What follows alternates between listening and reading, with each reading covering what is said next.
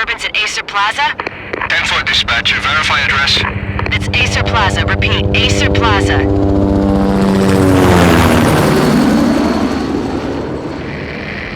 Shots fired on the rooftop. An assault in progress at Acer Plaza. Repeat, an assault in progress.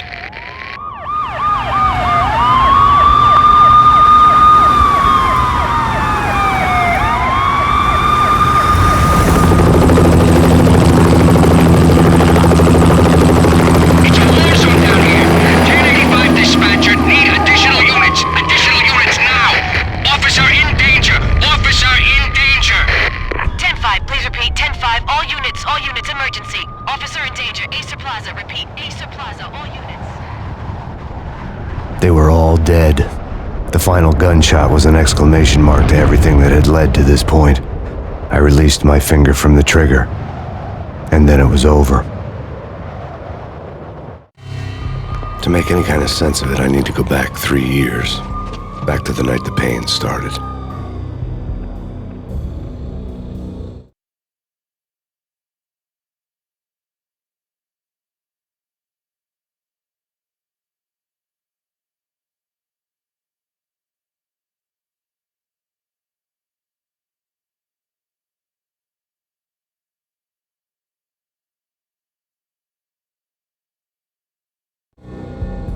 I was still on the force back then. NYPD, Manhattan, Midtown North Precinct, Hell's Kitchen. So when are you coming to work for me, Detective Payne? You'd make me work undercover in some hellhole. Sorry, Alex. Michelle and the baby come first. See? My last smoke. It's bad for the baby. That's you, Max. A regular Boy Scout. See, Alex? Still on for poker Thursday night, right? Like taking candy from a baby. Life was good. The sun setting on a sweet summer's day, the smell of freshly mowed lawns, the sounds of children playing, a house across the river on the Jersey side, beautiful wife and a baby girl. The American dream come true. Honey, I'm home. But dreams have a nasty habit of going bad when you're not looking. The sun went down with practiced bravado. Twilight crawled across the sky, laden with foreboding.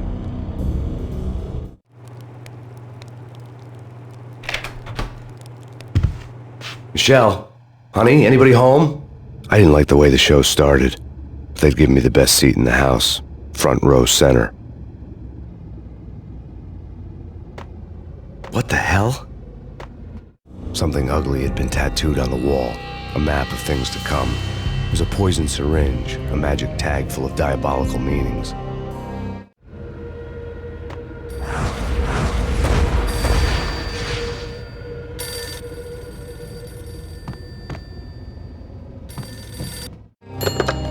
Listen, someone's broken into my house. Call 911. Is this the Payne residence? Yes, someone's broken into my house. They're still here. You have to... Good. I'm afraid I cannot help you. Who is this? Hello?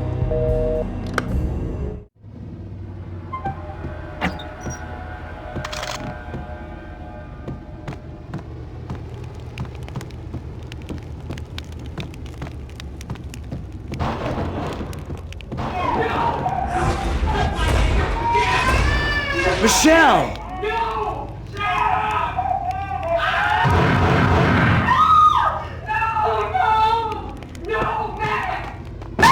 Michelle! Please! Freeze! NYPD, drop it! Coming! It's coming! I'm gonna hurt you.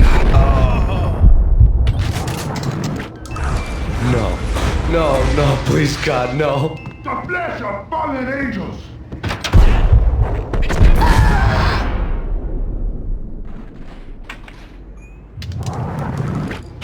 No, God, no, please, Michelle. Oh, baby.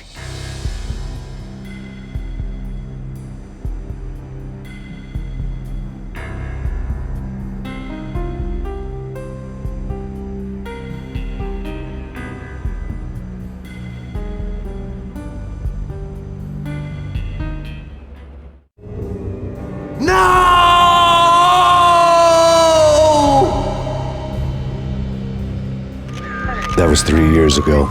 Everything ripped apart in a New York minute. The killer junkies had been high on a previously unknown designer drug, Valkyr, V. After the funeral, I told Alex I'd be transferring to the DEA. It took us 3 long years to get a break in the Valkyr case. Then, finally, 2 months ago, a dime dropper tipped us off that Jack Lupino, a mob boss in the Punchinello crime family, was trafficking. I went undercover, infiltrated the worst mafia family in New York.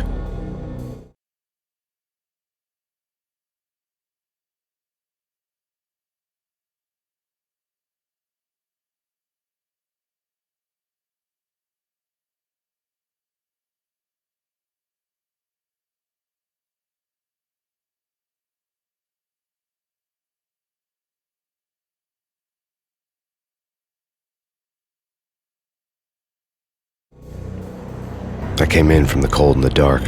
Outside, the city was a cruel monster. I've been slowly working my way from the small time to the big fish, trying to get to the source of the drug. Alex and BB were my only contacts in the DEA, the only ones in this decrepit city who knew I was down here. BB here. Something urgent has come up with Jack Lupino. You need to meet with Alex immediately at the Roscoe Street station. I hadn't had a face-to-face with Alex since I'd gone undercover. Outside, the mercury was falling fast. It was colder than the devil's heart, raining ice pitchforks as if the heavens were ready to fall. Everyone was running for shelter like there was no tomorrow. It didn't get any better when I got to the subway. The feeling hit me like a point-blank shot straight in the face. Something was not right about this. My Beretta stirred nervously under my coat, but the train doors had already shut behind me, and I was in for the ride. Next stop, Roscoe Street Station, and Alex.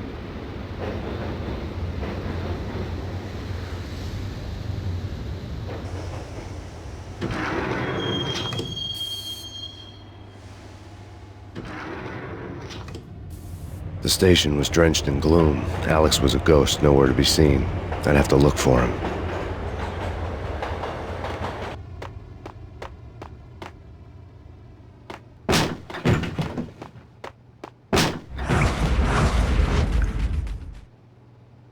Death was in the air at Roscoe Street. I'd have to find Alex fast.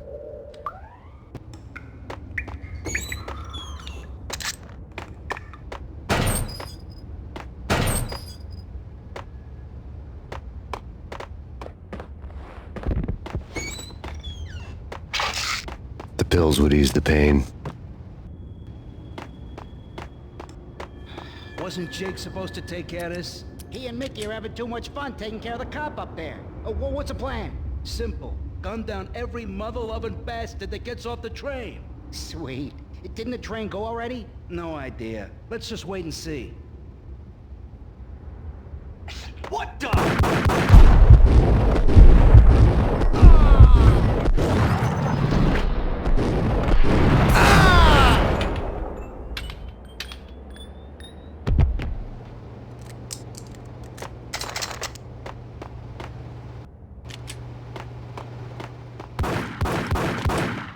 Yeah, he's dead all right. Hey, it's me you're talking to.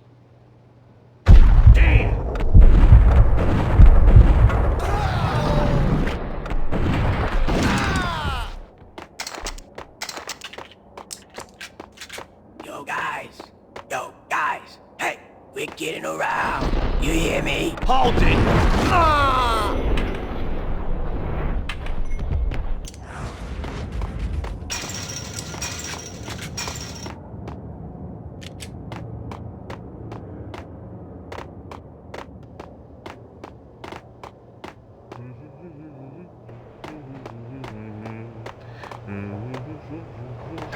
What the?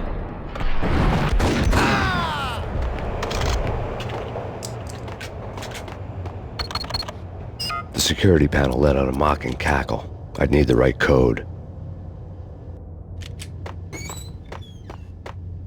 What is that? It's nothing, relax. What the?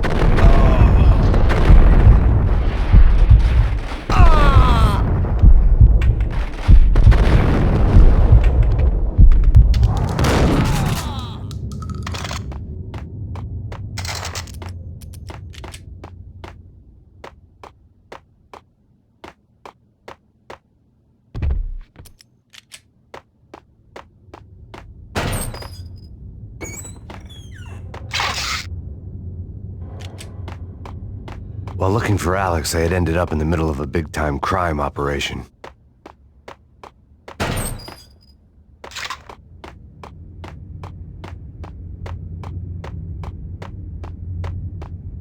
Hitting Roscoe Bank ain't exactly keeping low profile. The riskiest heist ever, huh? But hell, the payoff makes it worth it. Hey!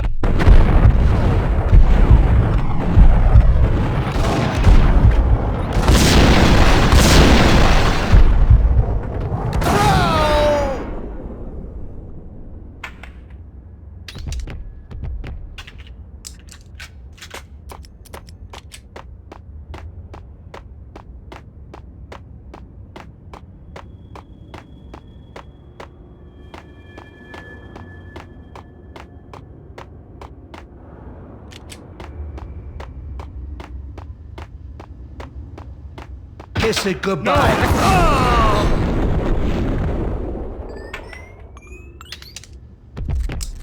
You saved me, man. What's going on here? A massacre. These armed thugs just appeared from nowhere. We need to get help. I can make the call from the control room 1 floor up. Can you take me there? Sure, sounds good. Follow me.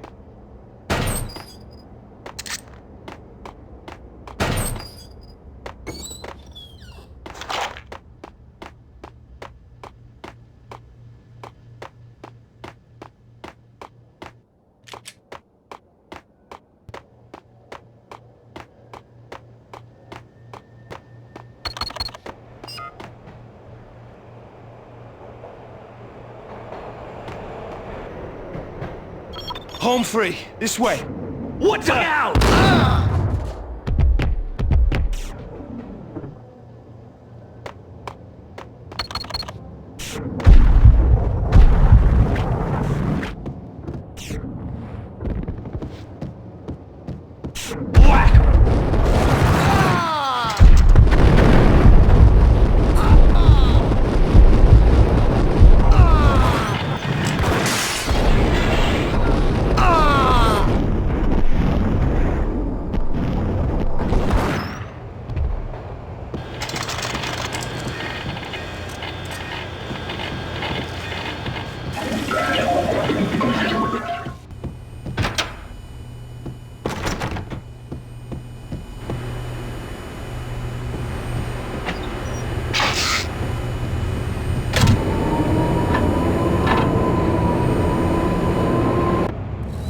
The train lit up like a Christmas tree. The power was back on.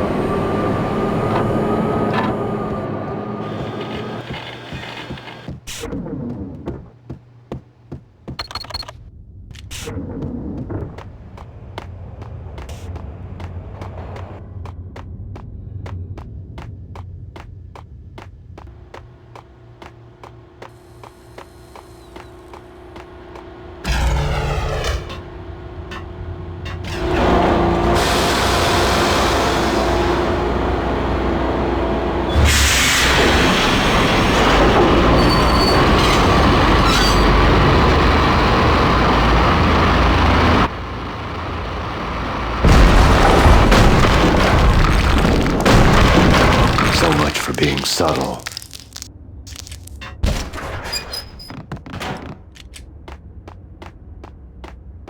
Hey!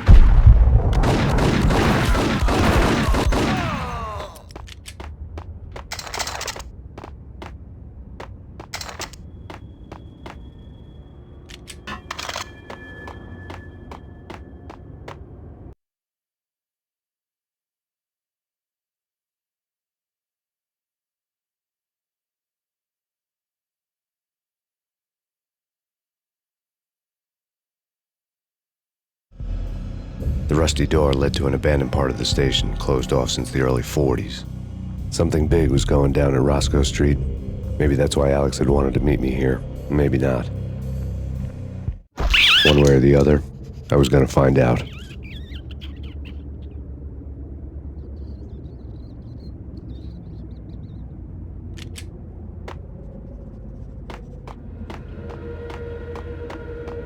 What was that?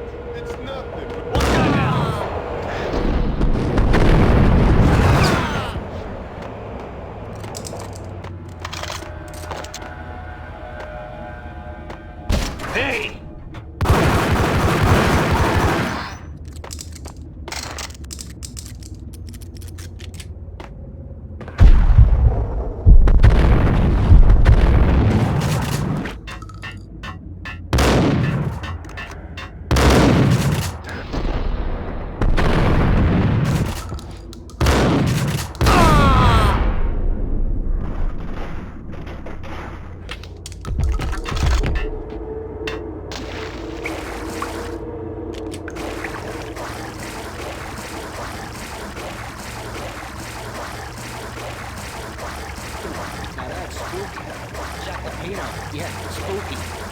so it's like the failure count is rising. Yeah, I wouldn't joke about it if I was you. Yeah?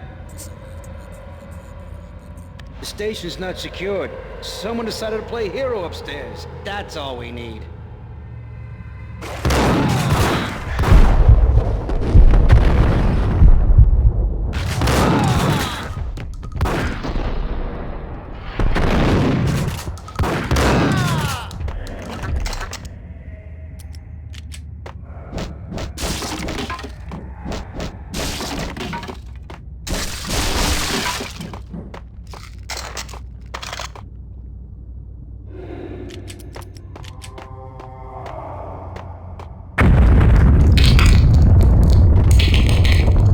What the hell was that?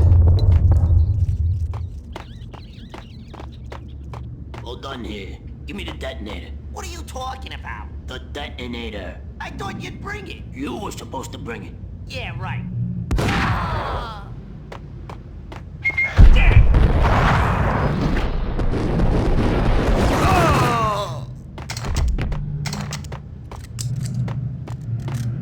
The door had been welded shut ages ago and the bomb was missing a detonator.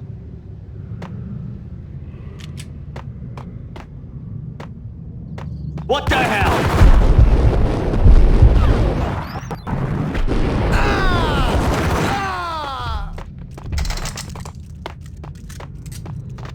Okay, fellas. The police are on their way. New York's finest are gonna be here soon. So stick to the plan. We've got our own private exit route. In and out, do your thing. Wham bam, thank you, ma'am. What the?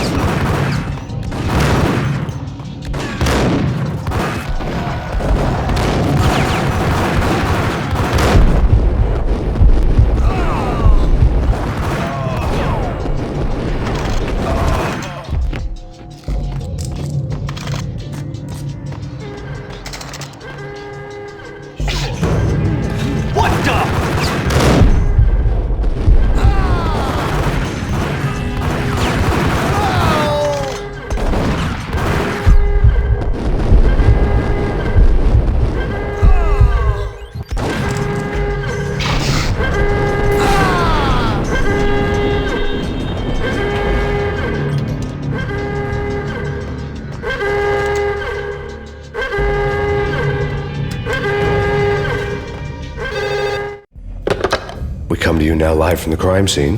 Who is this? Right back at you. This is Deputy Chief Jim Bravura from the NYPD. You are to cease your criminal activities and surrender immediately. Sure thing, Jim. Me and the boys have been talking and everyone's real sorry. They'll never do it again. Who the hell is this? Being placed at the scene of a bank robbery wouldn't have tipped the odds in my favor.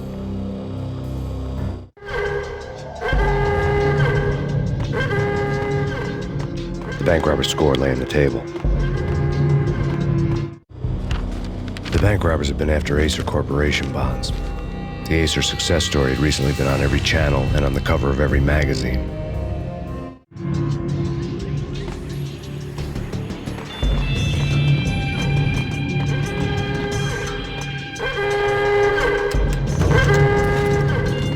The bank robbers had left their tools on the table. Judging by the detonators, the crooks had bought enough explosives to send Lady Liberty into orbit.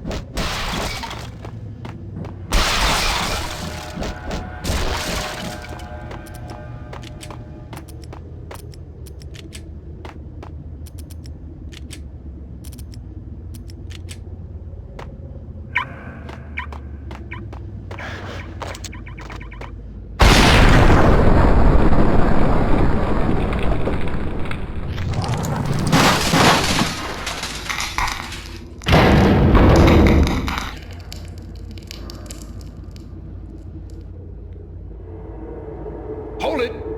Max! Jesus, you almost gave me a heart attack! I nearly shot you! Alex, am I glad to see you. What the hell's going on? There are more corpses here than at the city morgue!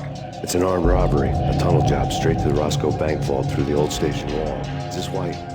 This is Lupino's gig? This is Lupino's doing? Lupino's men? Really? You sure know how to pick a place? Can you get through? No, it's locked. We gotta get out of here. If it's Lupino, it's... Alex? Alex! There was nothing I could do. He was dead. I could tell by the empty, accusing stare of his eyes.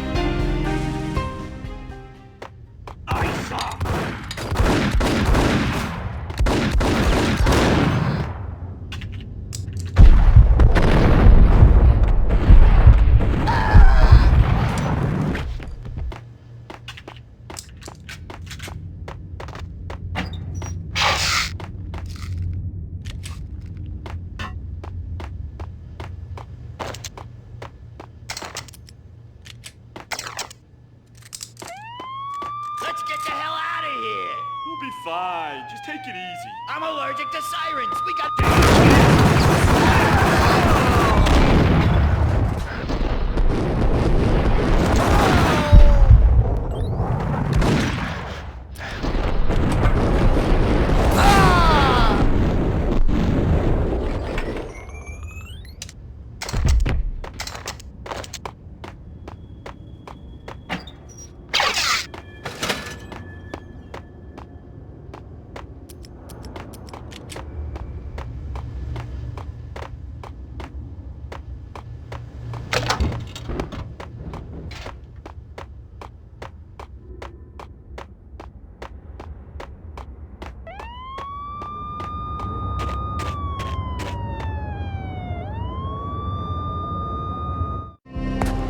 Alex had kept me relatively sane for the past 3 years.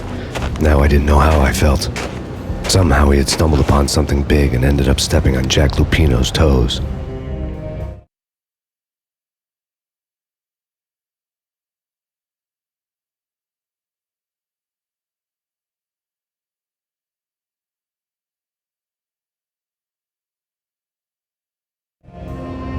Lupino ran his racket of sex, drugs, and contract killings from a sleazy hotel in a slum block of tenements.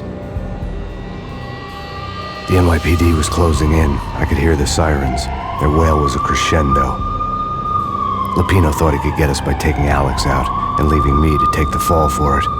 All he had gotten was my attention. I went for the hotel first. It was a sad old thing with flickering lamps and faded colors, cheap mobster punks and tired-eyed prostitutes. I walked straight in, playing at Bogart like I'd done 100 times before. The place was run by a couple of murdering mobsters with shark smiles. The Finito brothers. Ladies and gentlemen, it's the pain in the butt. Pain to the max. You're killing me. Did you make that up yourselves or you get some wino downstairs to come up with it? Don't answer that. A rhetorical question. I got something for the boss. Lupino around? That kind of depends on who's asking. A friend or a junk squad plan. Don't answer. It's one of them, how do you put it, rhetorical questions. Lupino ain't here, but he says bye. Lupino wasn't in his cheap hotel. Instead, I ran into the Finito brothers. My cover had been blown. The door slammed shut behind me. And then I was dodging bullets like raindrops. Pain in the butt. Ha ha! Pain to the max. Junk squad pig. Got a ticket to Marble City for you. Eat first and lying down. Bring it in.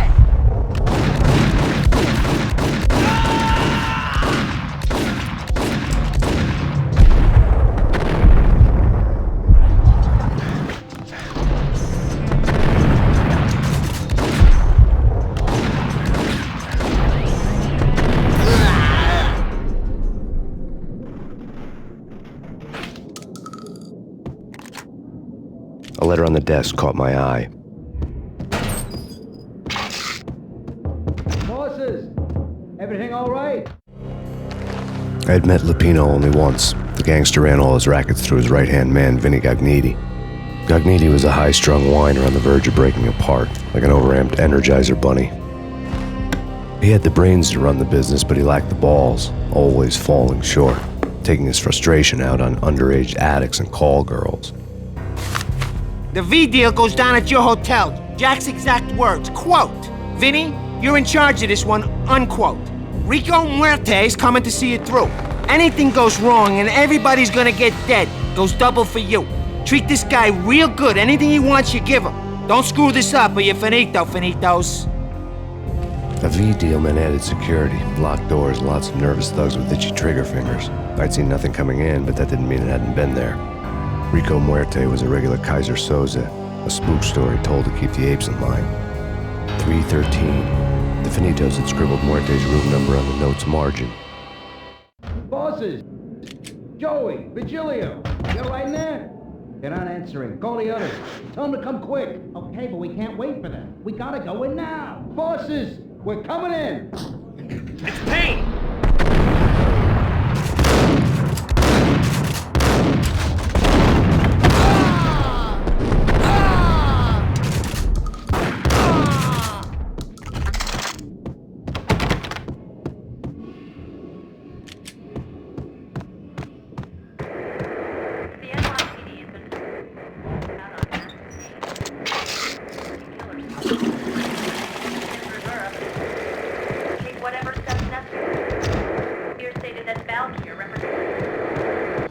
In his press conference today, the mayor stated that Valkyr represents a clear danger to New York and called for drastic actions to eliminate the problem. On today's top story, the Valkyr crisis worsens with the murder of DEA Special Agent Alex Balder. Special Agent Balder had been shot repeatedly from a point-blank range. The gunman has been identified as Max Payne. The noose is sure to tighten around this fugitive criminal as more NYPD units join the search to apprehend him. I had just gotten my 15 minutes of fame.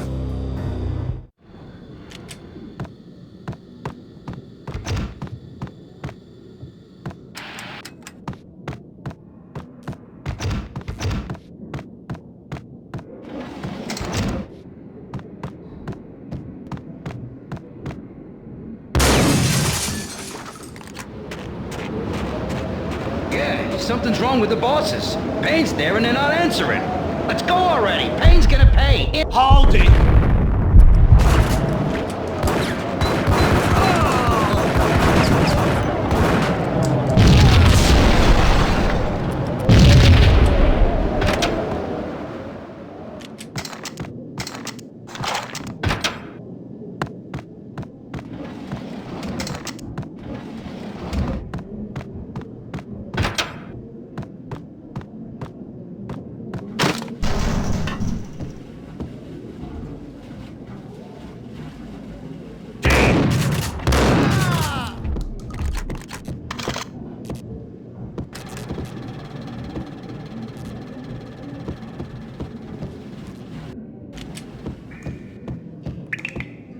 Previously on Lords and Ladies. Lady Amelia, Marquis Valentine asks for an audience. Thank you, Lawrence. My lady. My lord. And now, an all-new episode of Lords and Ladies, brought to you in part by Acer Corporation.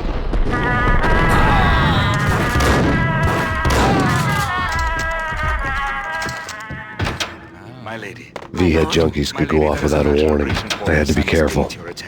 My lord, there is? Indeed, my lady, there is indeed. From the very first moment we met, on that distant forest path, there has been sunlight in the autumn leaves blazing like the colors of your hair. Oh, my lord, you should not speak so. But my lady, I must. Gun him down! My lord, it is too dreadful. Force me to speak the words. I must know. I did not know. Yes, my lord, we should both be dead, for this shame is too great for the living. My lord, I am your long-lost sister.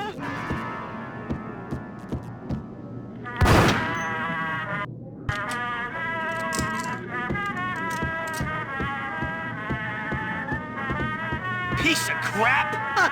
Oh, careful, it might kick back. Kill him.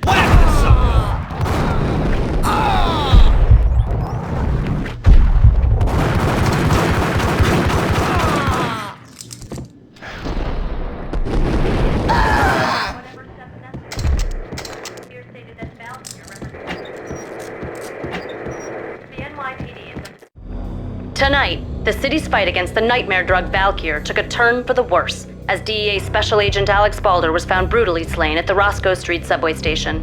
A suspect was seen leaving the site only moments after the shots had been fired, and the NYPD is currently in pursuit of Max Payne, a repeated felon believed to be armed and extremely dangerous. And now the weather. The worst winter storm in recorded history continues to pound the city. Out on Max Payne. Killer storm. Take whatever steps necessary. This party had been dead for a while. I couldn't say I was sorry I'd missed the show.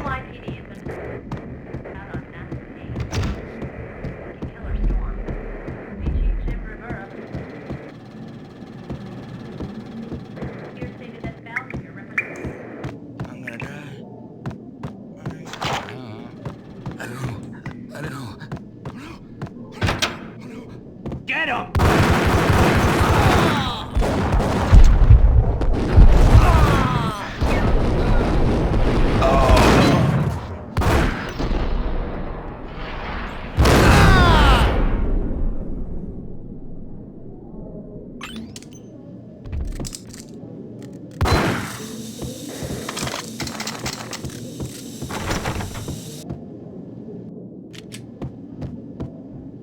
I'd found Muerte's room. Muerte had received a letter. Our investigation had turned up nothing to link Angelo Punchinello, the head of the Punchinello family, to Valkyr. All tracks had ended with Jack Lupino. The letter in Muerte's room was signed by the Don himself. It was the first hint that the Kingpin knew what was brewing inside his syndicate. The trouble you got into after the Chicago screw-up. The Punchinello family bailed you out. You have been waiting for a chance to pay us back. One of our trusted boys has a monkey the size of King Kong on his back. We need your special skills for backup on a major deal. Collecting evidence had gotten old a few hundred bullets back. I was already so far past the point of no return I couldn't even remember what it looked like when I had passed it.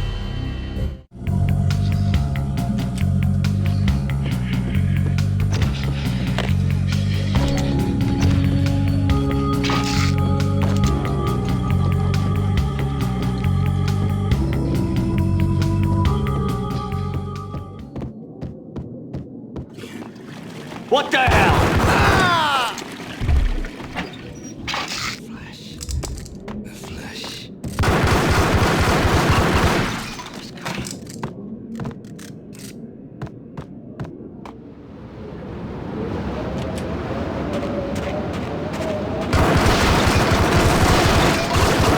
I didn't want to know what had happened here. It was not a pretty sight.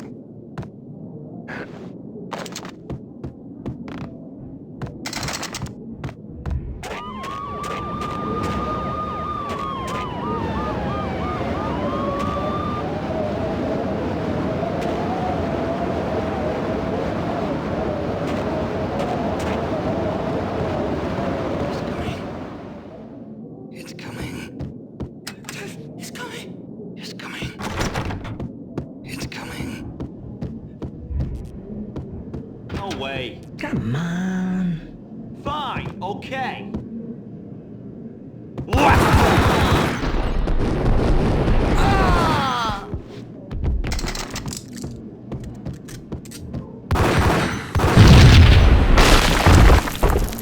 No! Told you.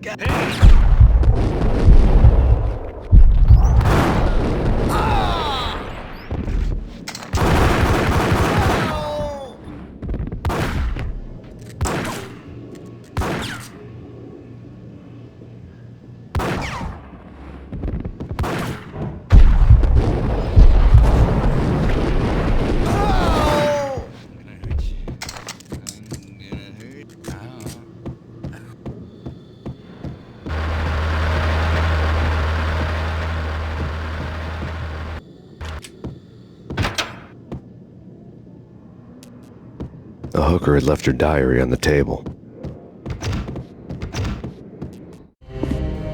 The diary belonged to a hooker named Candy Dawn. The read would have made a vice cop blush. Had talks with the mystery hag over the phone again. Sent her the latest One-Eyed Alfred tape. As long as the hag keeps paying for the tapes, the old man could come every day for all I care. She had a nice sideline, making secret X-rated flicks of her clients and selling them to the highest bidder. It would get her killed if her V-fix for the day didn't do it first.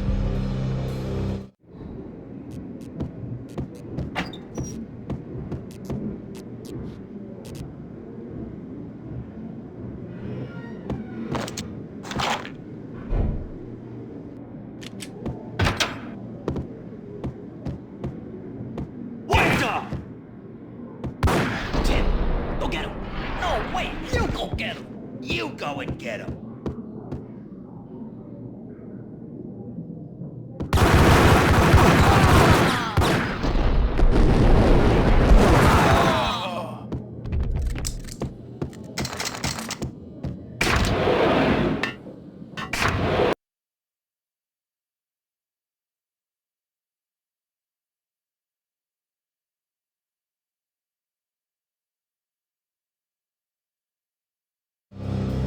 The old service elevator rumbled down to the bowels of Jack Lupino's hotel.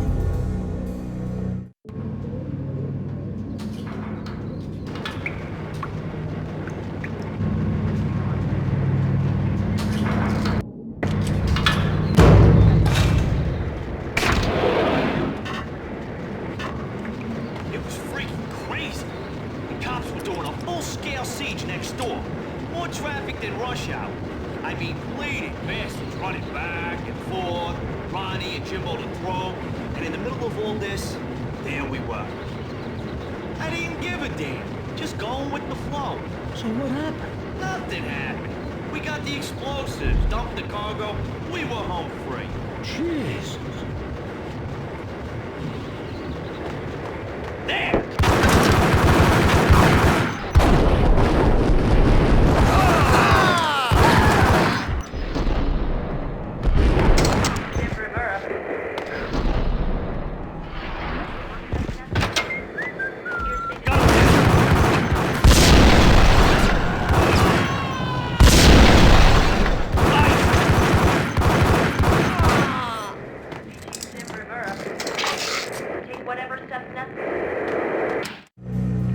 A winter storm warning is in effect in the whole tri-state area, as both freezing rain and heavy snowfall continue. Many roadways are already closed, and people are advised to stay indoors. The severe blizzard has ravaged New York for 3 days now, with no end in sight. We'd been snowed from the start in the Valkyr case. The forecast said there was plenty more where that had come from.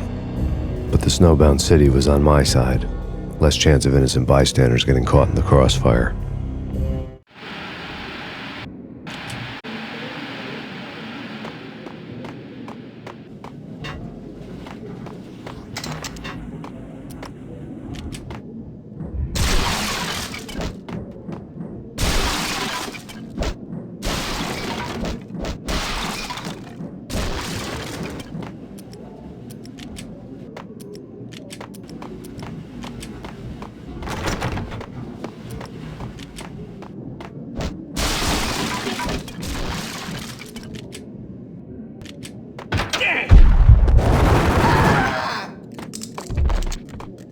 Exhibit number 1, a newspaper. A dead man tied to a chair lay on the boiler room floor. Captain Baseball Bat Boy has an unbeatable track record in superhero death matches. But a 6-pack of root beer gets me every time. The murder weapon was a baseball bat, now lying in a pool of drying blood next to a newspaper folded open on a Captain Baseball Bat Boy comic strip.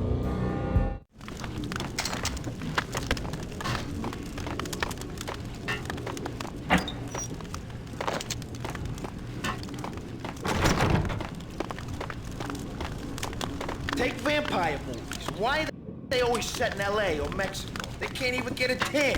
If I was a bloodsucker, I'd move to the North Pole. Winter's one long night. Yeah, and what would you eat? Suck blood from penguins? Nah, Eskimos, man, Eskimos.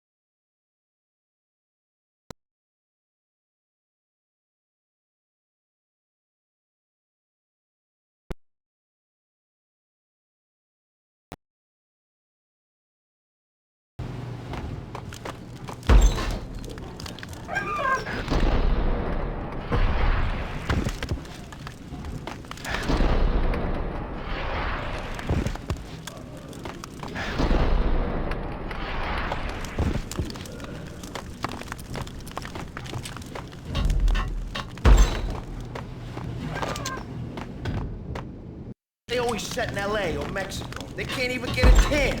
Got him down.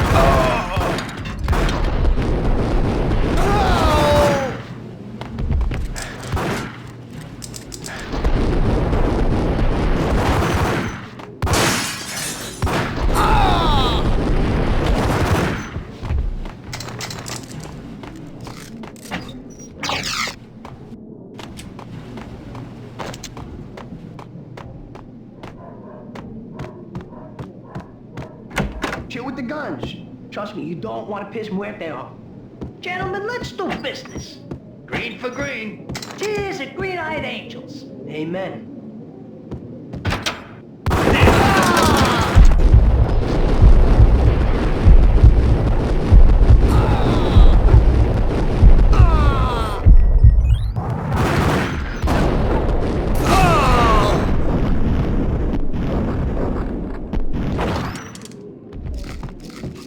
A lifetime ago, the transparent cylinders glowed green, full of Valkyr.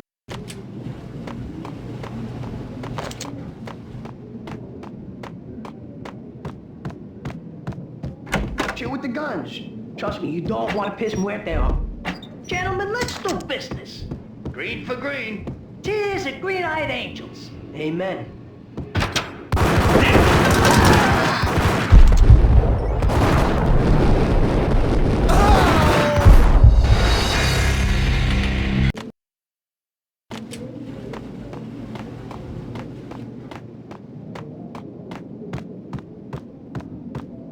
Chill with the guns.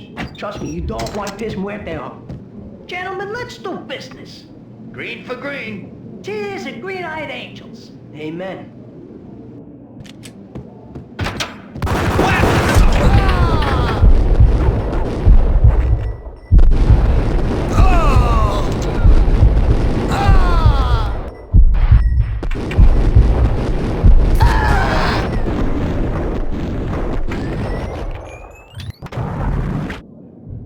A lifetime ago, this would have gone down as a narcotics arrest. The transparent cylinders glowed green, full of Valkyr. It was dirty money. There was a key on the table.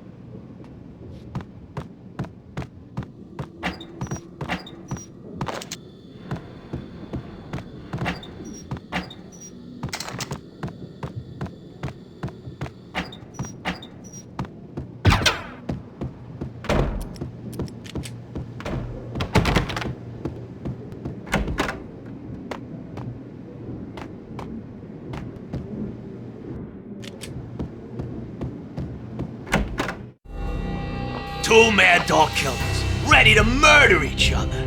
They step into the next room, and I'm thinking, now they're gonna do it. But no. They sit down in front of a TV and solve their differences with the Kung Fu fighting video game. I tell you, Candy, I was so depressed, I strangled them both with the video game cables. Oh, Rico, you're so bad. I am, ain't I? Rico Muerte, big-time hustler. Who the hell? It's that cop. Muerte went for his gun. Something.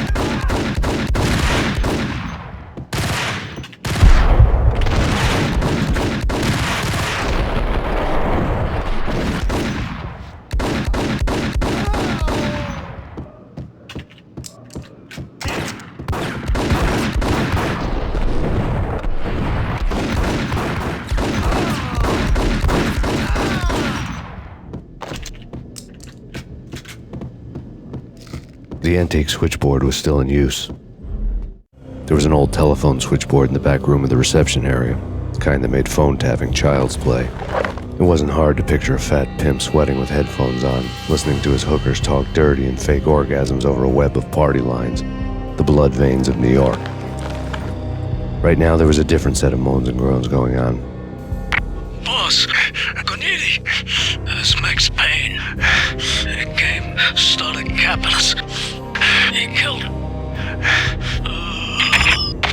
Are you freaking kidding me? It's just one lousy cop. You better be freaking kidding me.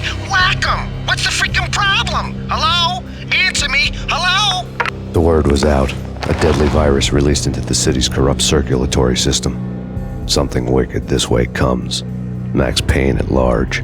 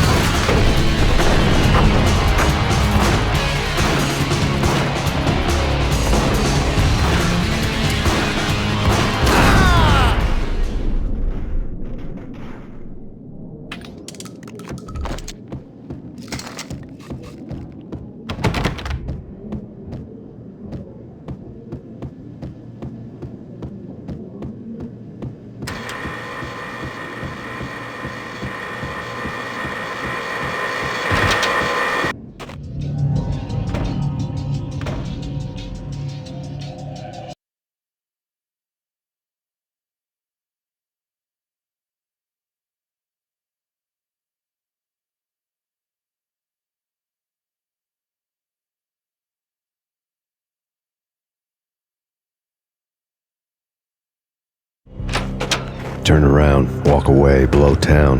That would have been the smart thing to do. Guess I wasn't that smart. Lupino's tenement buildings were a seedy hangout for all kinds of sleaze. A liquor store, a pawn shop, a laundromat full of mobster bookies and loan sharks. The list went on. The how and why of it was a mystery to me, but they knew I was a cop. They knew I was coming, and they were going to get real trigger happy about it.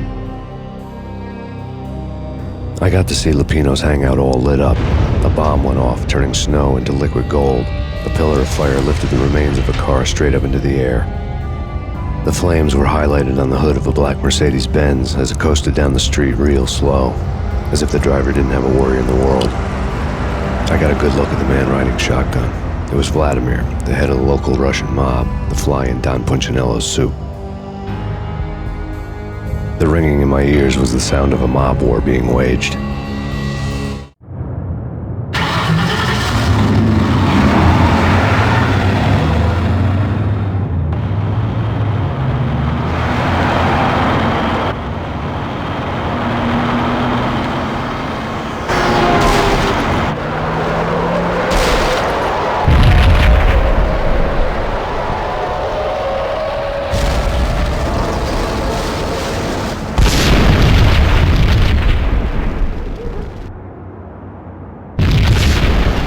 Exploded inside the closest slum building. It was a lucky break. The goons inside were spooked, but luck always came with a price tag. More bombs could still be ticking inside, and the cops would already be on their way. Jack Lupino's suite was on the top floor. At least it used to be, before the explosive makeover.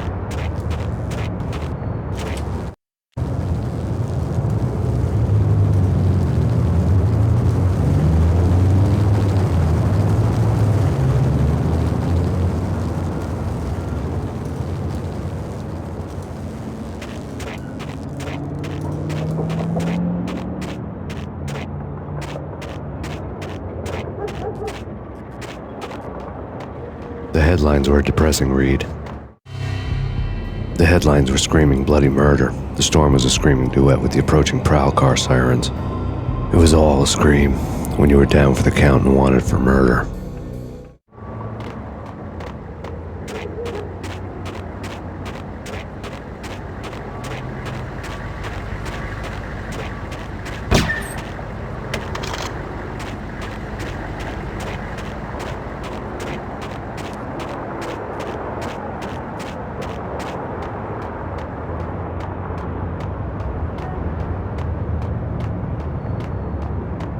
I don't know, man. I don't know about this. Quit worrying, eh? Think of it as Christmas. The Russians are with Santa.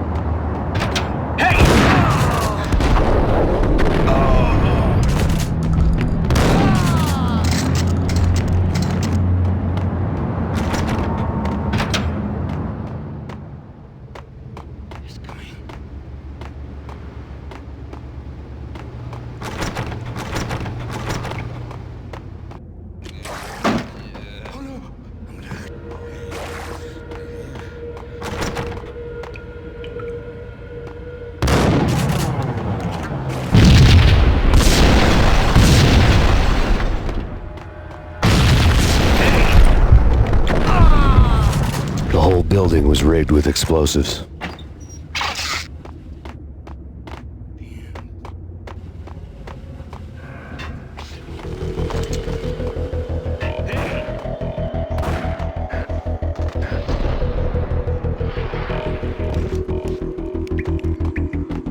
What the?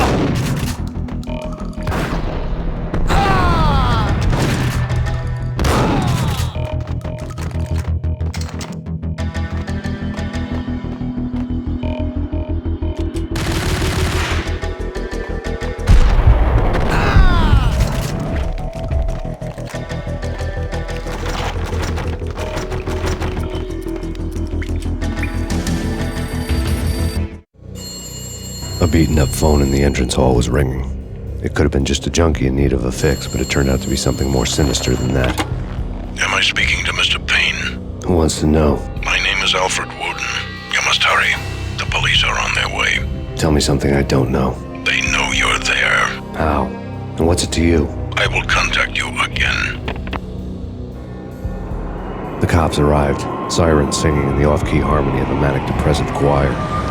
I had a few minutes while the SWAT team would go through their usual routine. By the time they busted in, I needed to be long gone.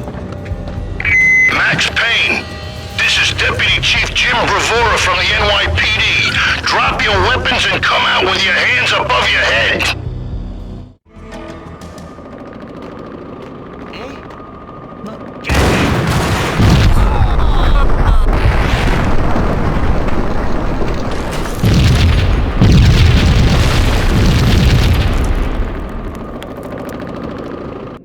A locked door barred my way. I needed a key.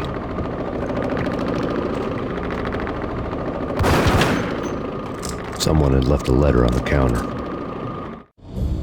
Suddenly it all made sense. The bombs, the Russian mob boss making an appearance in person. Gagniti was his usual self. All talk and no walk. After our hit, the Russian has only a couple of guns left and they can be bought. There's no freaking way he has the guts to try anything after that. As it turned out, the Russian had plenty of guts. One thing you could count on, you push a man too far and sooner or later he'd start pushing back. There was a key on the shelf. Final warning. Surrender or will be forced. Stop it!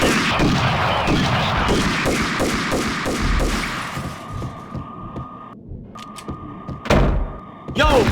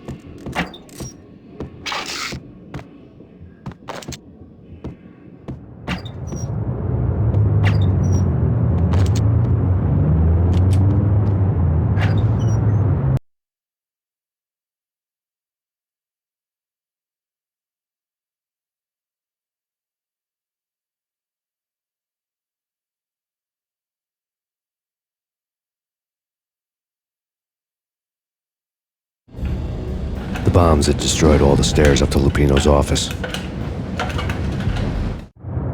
The alternate route led there by way of adjoining rooftops.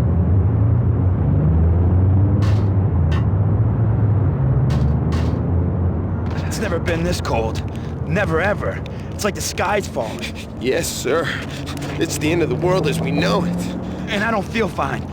I don't feel anything. Not a thing. I'm freezing my butt off.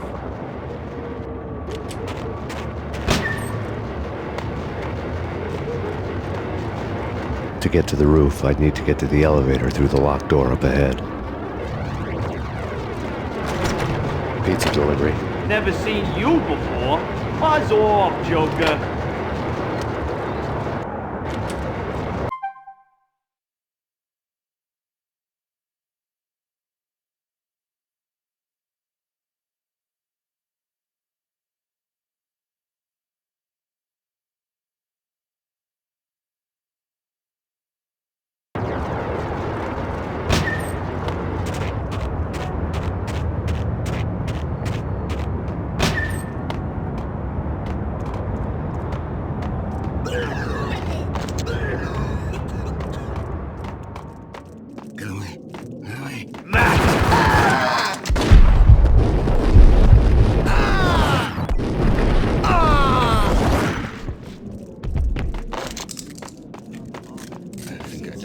Yo!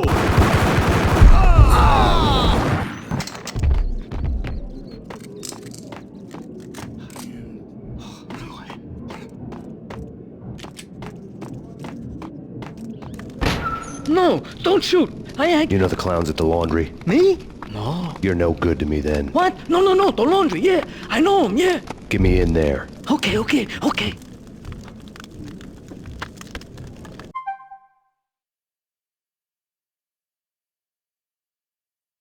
Just say when, and I'm there. Hey, you got the gun. You make the rules.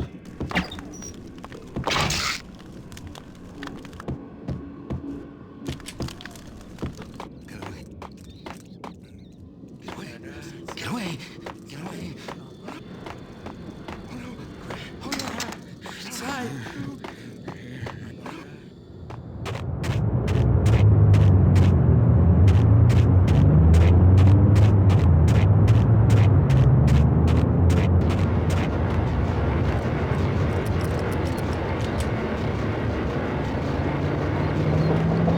It's me. Open up.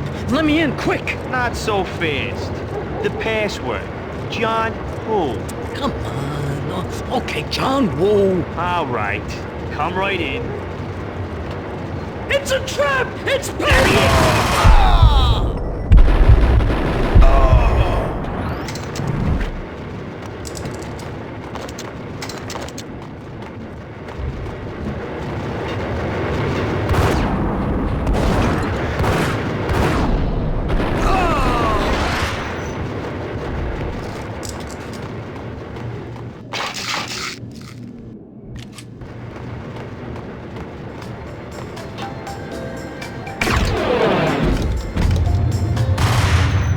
Thank you.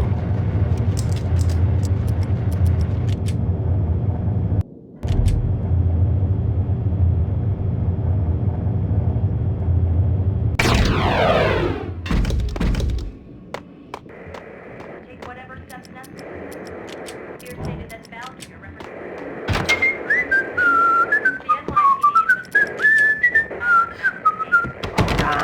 Yeah, soon. Chief Jim Rivera. Take whatever steps necessary. Here stated that Valkyrie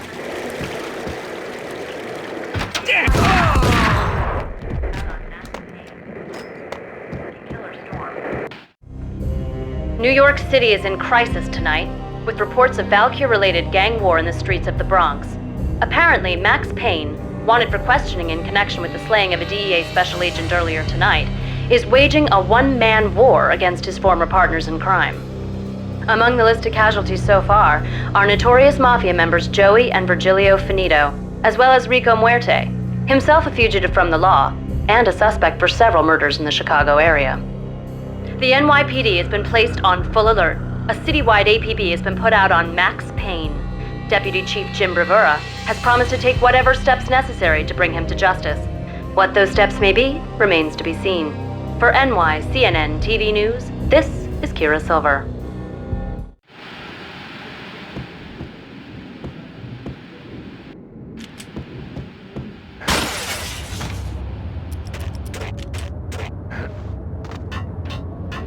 Hold it! Where's the sucker? I don't know. It's the last place I'd want to end up. Only, it's not me talking to the pink flamingo, but someone who looks the part down to the finest detail, except that he's evil. I'm hiding in the shadows, watching it all unfold. The flamingo speaks. It says, here is our from the television. Somehow I know this, just don't ask me how. And I, not me, but my double.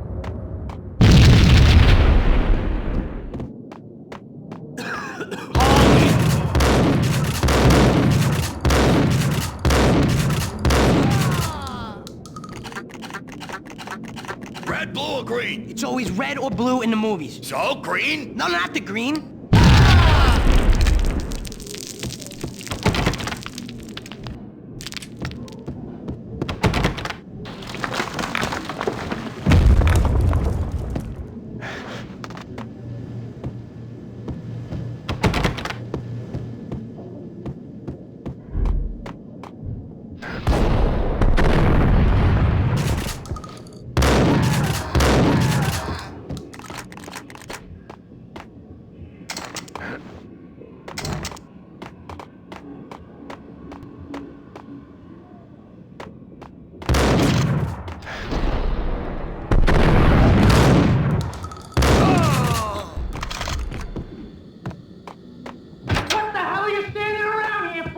They're bombing us! What are you doing? You're doing nothing! What are you doing? This is war! Freaking war!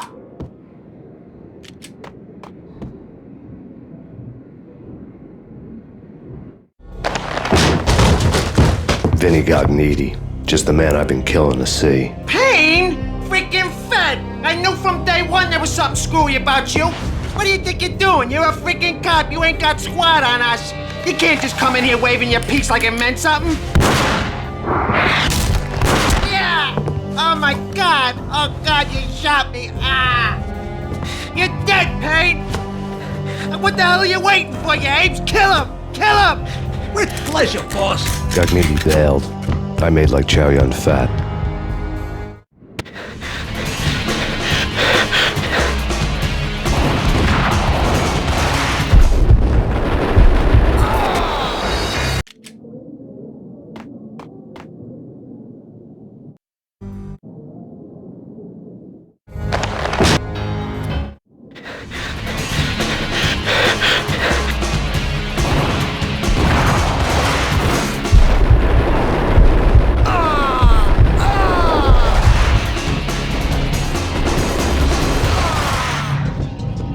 Crumpled letter lay on Gognitti's desk.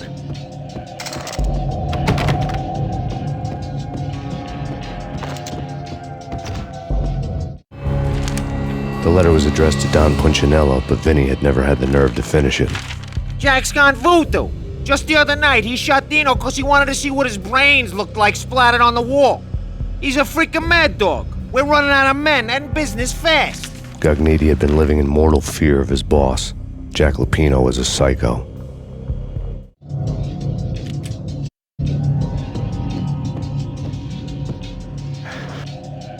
Vinny Gognitti was running scared.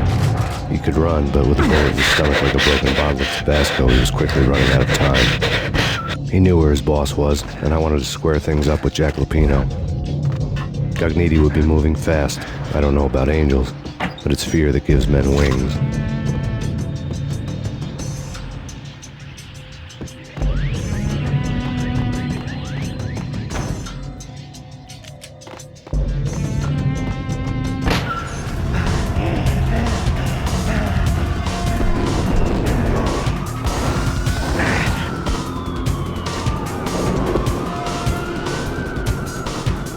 Gagniti hitched a ride. To catch him, I'd have to follow his lead.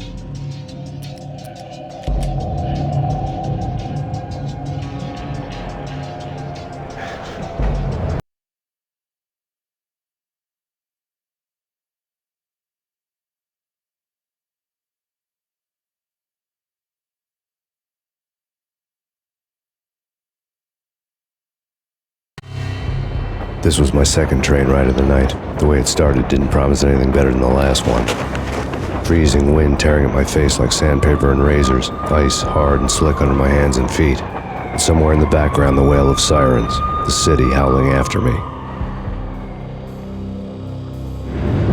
New York sped by in fast forward. Dark rooftop water towers and a dead forest of antennas and chimneys, all a blur. When the train he was riding slowed down, Gagniti made his move.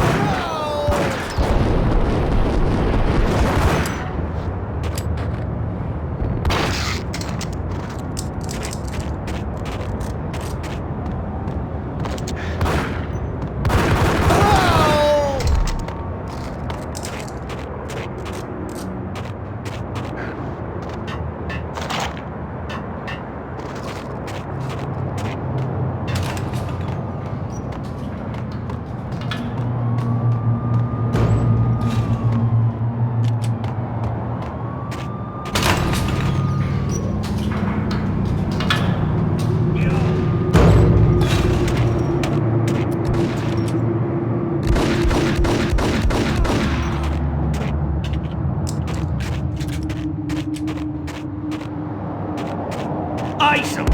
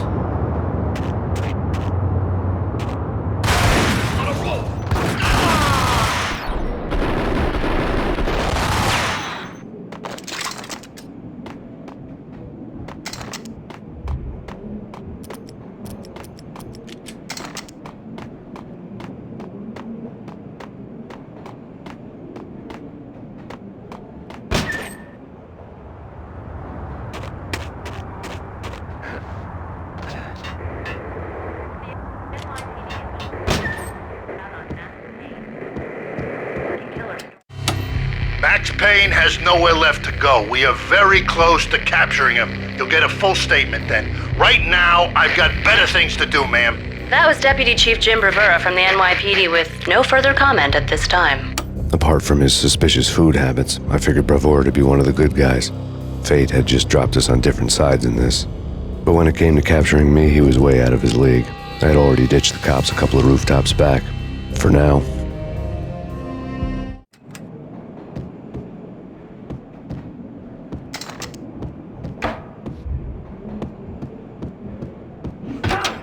I can hear him. Ready? At the door. Okay, this is it. Any moment now, Payne's gonna bust through that door with murder in his eye. It's either him or us. I, for one, am gonna pump the SOB so full of lead, they'll need a forklift to carry the coffin to the grave. Get him!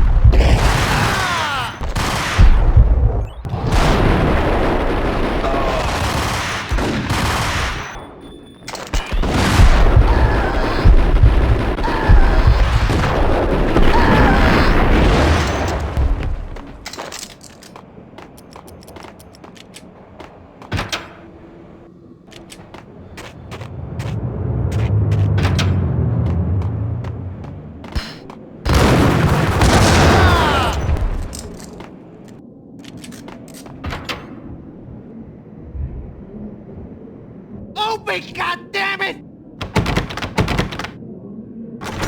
Payne! I'll kill you, you lousy freaking cop!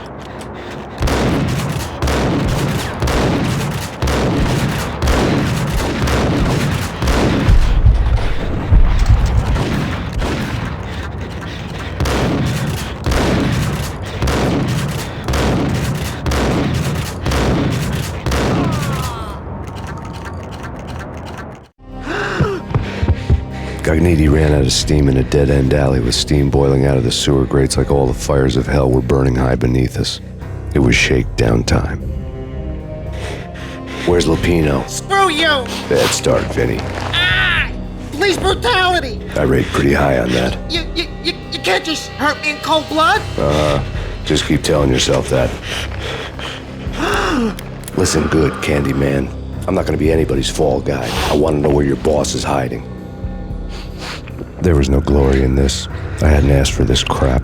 Trouble had come to me in big dark swarms. The good and the just were like gold dust in the city. I had no illusions. I was not one of them. I was no hero. Just me and the gun and the crook. My options had decreased to a singular course. I'll tell you, just don't hurt me no more. Lupino's at Ragnarok, the nightclub. Book me, take me, hold me to the freaking jail, just don't hurt me. Your rights will be read at your funeral.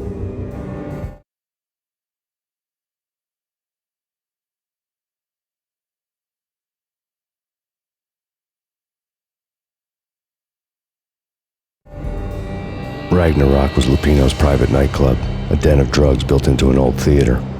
I knew what waited inside.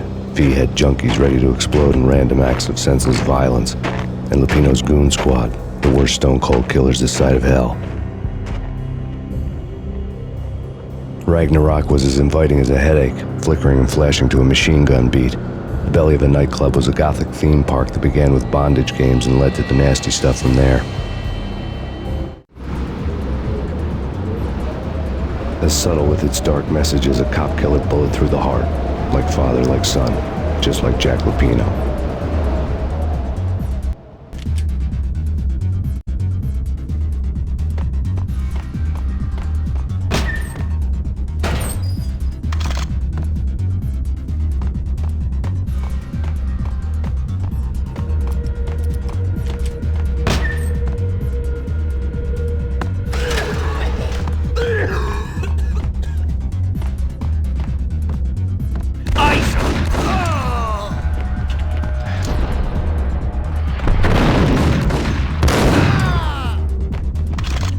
The book had never been a bestseller.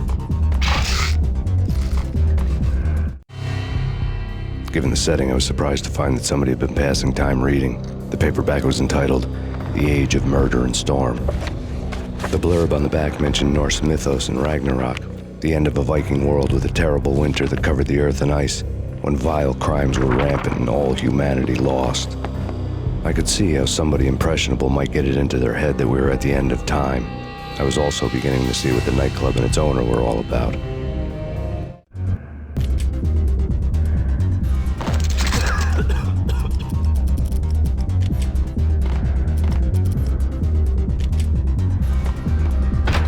There he is!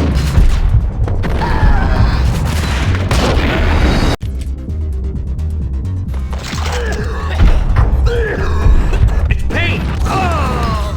Yo!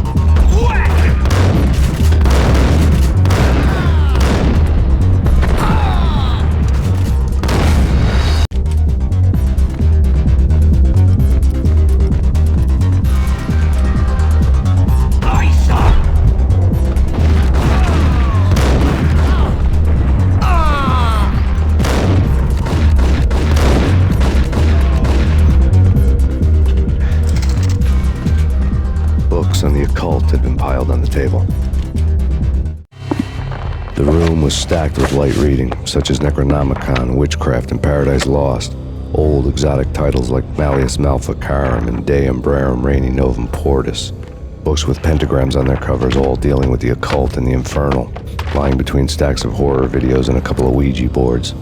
The only thing I could take seriously was the thought of Lupino taking it seriously. He had been spending a lot of time getting intimate with the guy downstairs.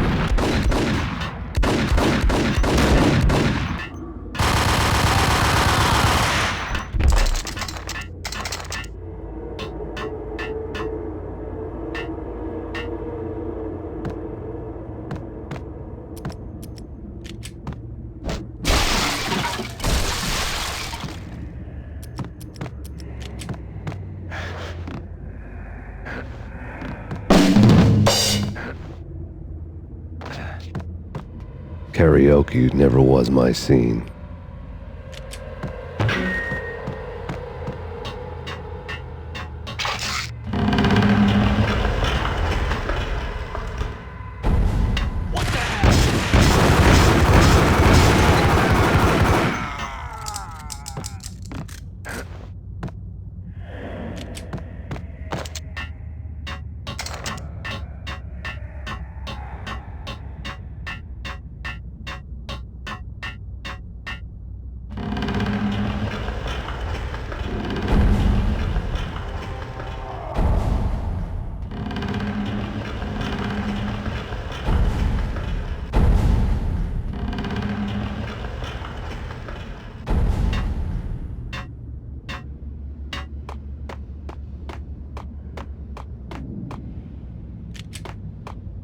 Hey!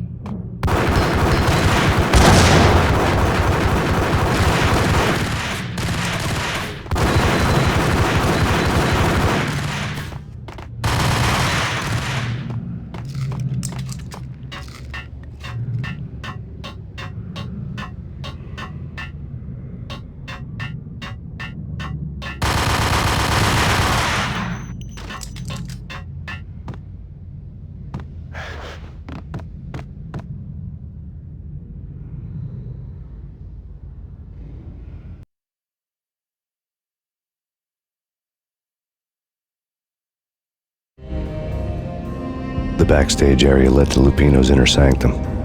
The hot air inside was like an invisible wall, thick with incense and something else, a sickly sweet smell that made you gag. This was the rotten core of the Big Apple. Lupino lurked somewhere ahead, like a spider at the center of his web, waiting. The vapors in the air started to make my head swim. Torn pieces of a letter lay scattered on the sofa.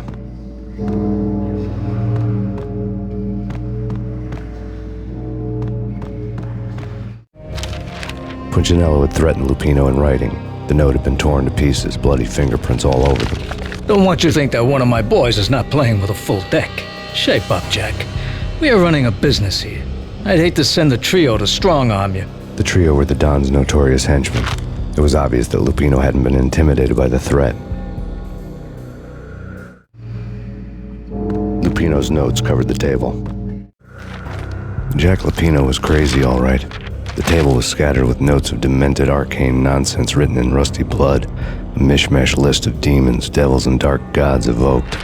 Beelzebub, Asmodeus, Baphomet, Lucifer, Loki, Cthulhu, Lilith, Hela, blood given to you all. He was after that old Faustian deal, your soul for power and fortune. Just sign on the dotted line with your blood. Lupino's notebook lay on the pedestal. Jack Lupino was crazy, all right. Mythic wolves, let loose to devour the sun and the moon. Lupino is the wolf. I'm Mr. Beast, the big bad Fenris wolf. I'm the end of the world man, wearing the flesh of fallen angels.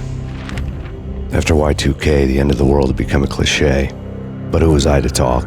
A brooding underdog avenger alone against an empire of evil, out to right a grave injustice. Everything was subjective. There were only personal apocalypses. Nothing is a cliché when it's happening to you.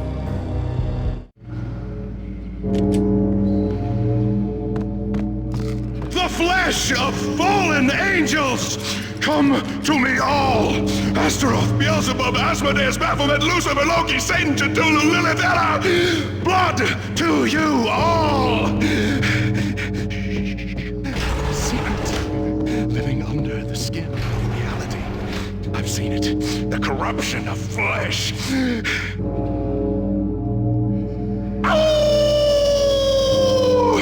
I'm the wolf, yeah! I am the wolf!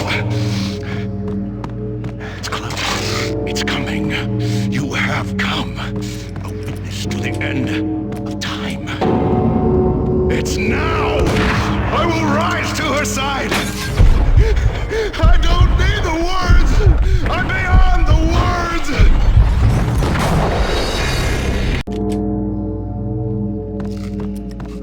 The flesh of fallen angels! angels!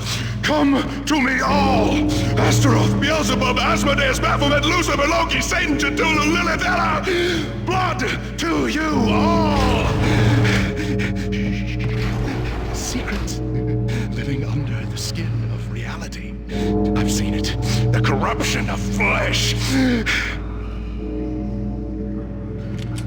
Oh! I'm the wolf, yeah! I am the wolf! It's close. It's coming. You have come to the end. It's now! I will rise to her side! I don't need the words! I'm beyond the words!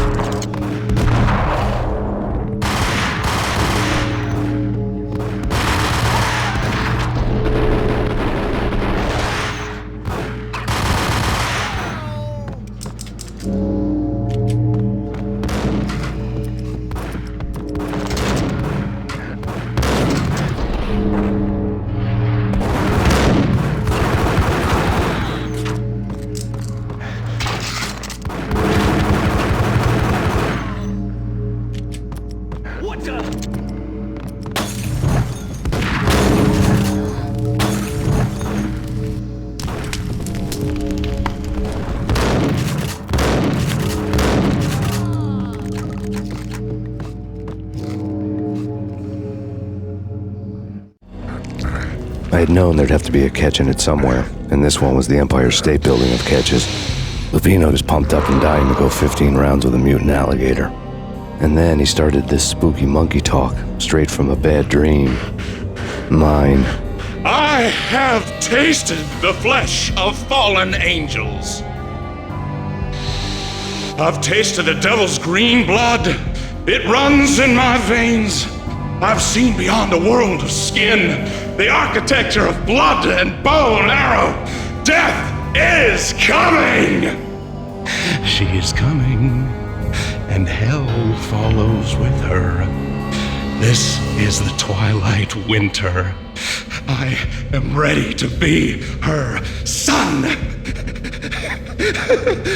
Her time is now, and all who stand in her way must die!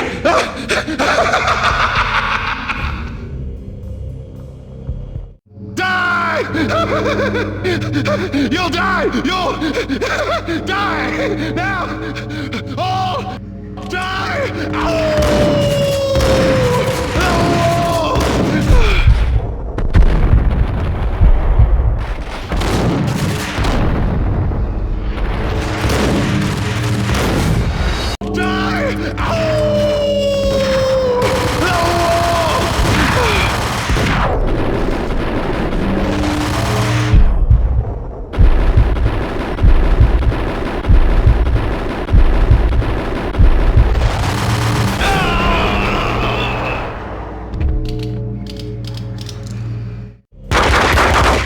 Finally went down. I wanted to make real sure he'd stay that way. V was a bad monster. Turned them into friggin' zombie demons from outer space. I think he's dead already. Huh? And that's when it happened. But dead or not, you've got the wrong guy. In stepped this knockout femme fatale holding a gun to my face. I returned the favor.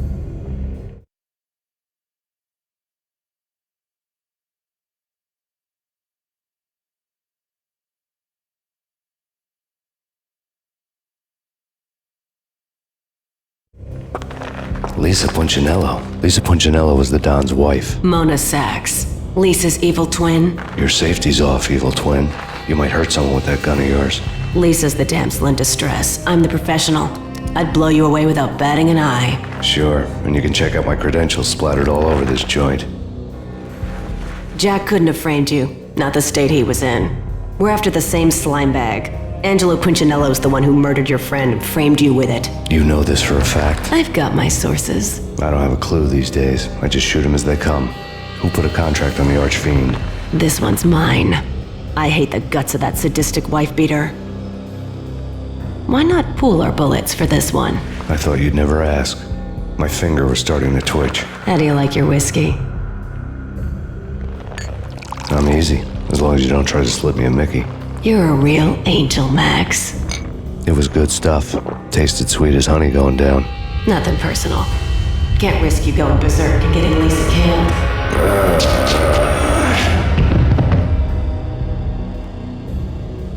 The nightmare was always the same. Violent shapes moving in darkness, old and ugly. The killer's mad laughter was a riddle filled with wicked innuendo.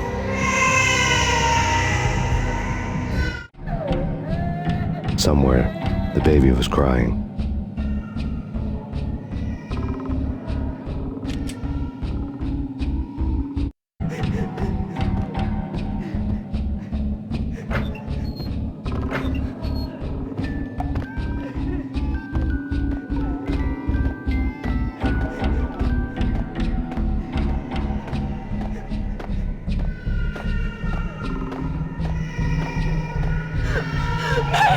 No, please, Max! Why? I didn't mean to. I'm sorry.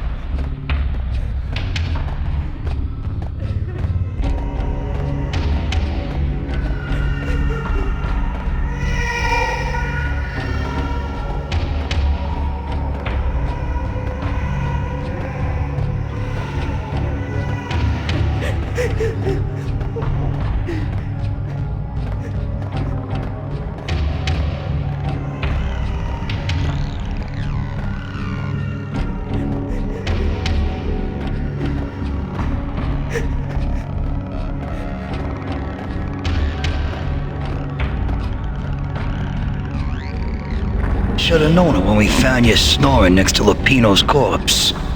A comedian, huh? The pictures were filled with good old times. Alex and I had a few moments of glory between us. Crime-fighting comrades, the best in NYPD DEA collaborative team. Good-hearted macho bullshit like that. I would have given anything to have him here as my backup. No such luck. No luck at all.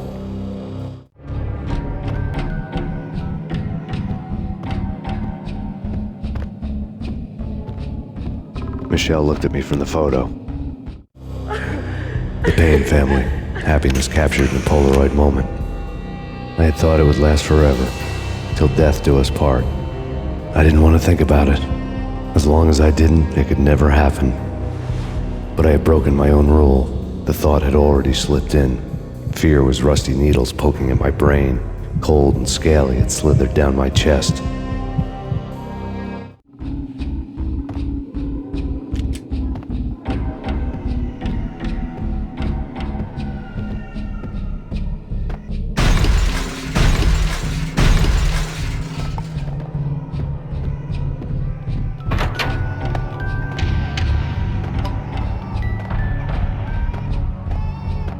I really love to watch cartoons. Captain Baseball Bat Boy's my favorite.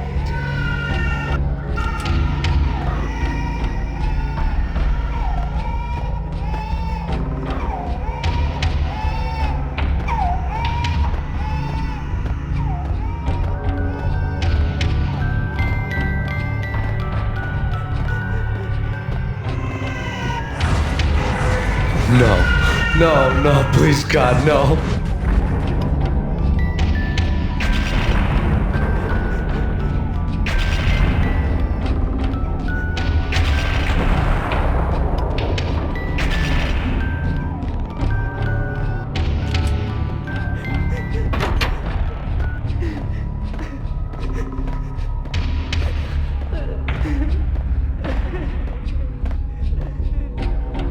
Slice 'em, dice 'em, shoot 'em full of holes, blow 'em to bits, vaporize 'em, disintegrate 'em. No matter what you do, they'll still be back, good as new. Michelle's diary lay on the table.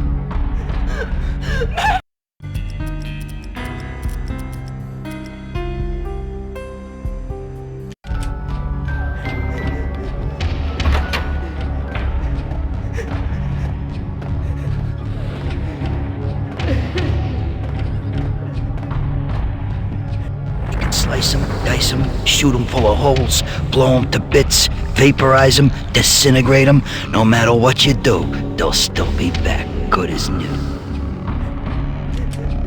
Michelle's diary lay on the table. Michelle was working part-time in the district attorney's office. Her diary was open on today's entry, her handwriting all pretty curves.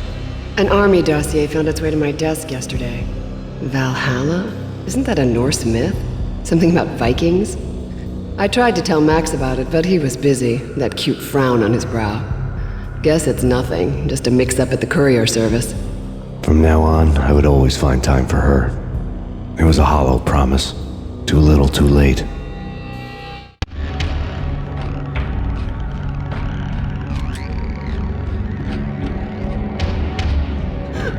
Max, no, please, Max. Why? I didn't mean to. I'm sorry.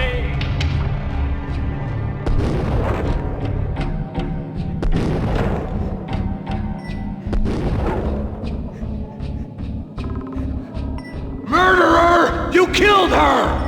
Nothing like that ever happens in the real world.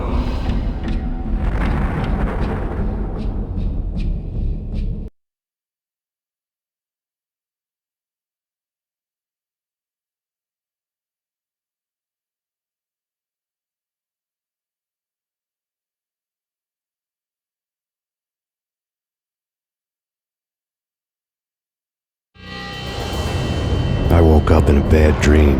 My head felt 2 sizes too small for my brain. Max Payne. I envy your name. And the killer was smiling. Pleased to meet you. I'm Frankie the Bat Niagara. Niagara, as in you cry a lot? He had a baseball bat and I was tied to a chair.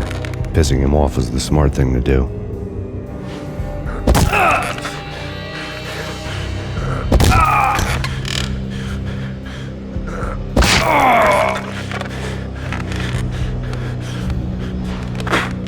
Nothing wrong with a little laugh now and then. Take me, for example. I love to watch cartoons.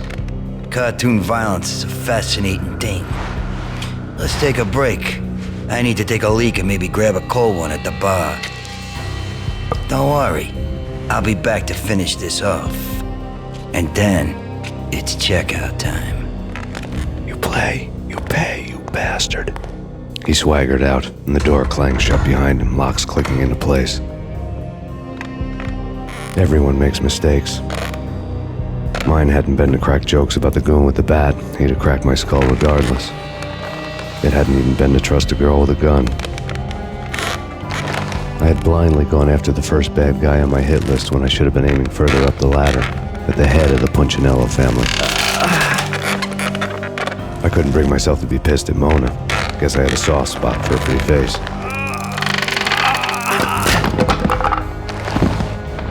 But when somebody decides to play baseball with your head, you tend to get sore. They had dragged me back to the basement of Lupino's hotel. I was beaten, bruised, and blue. I felt like the chair I had broken to get free.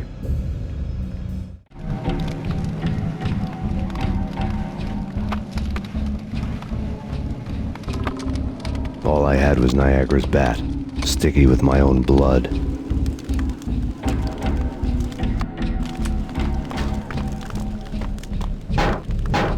Without a gun, I'd be no match for Frankie's men. I'd have to play hide and seek with them.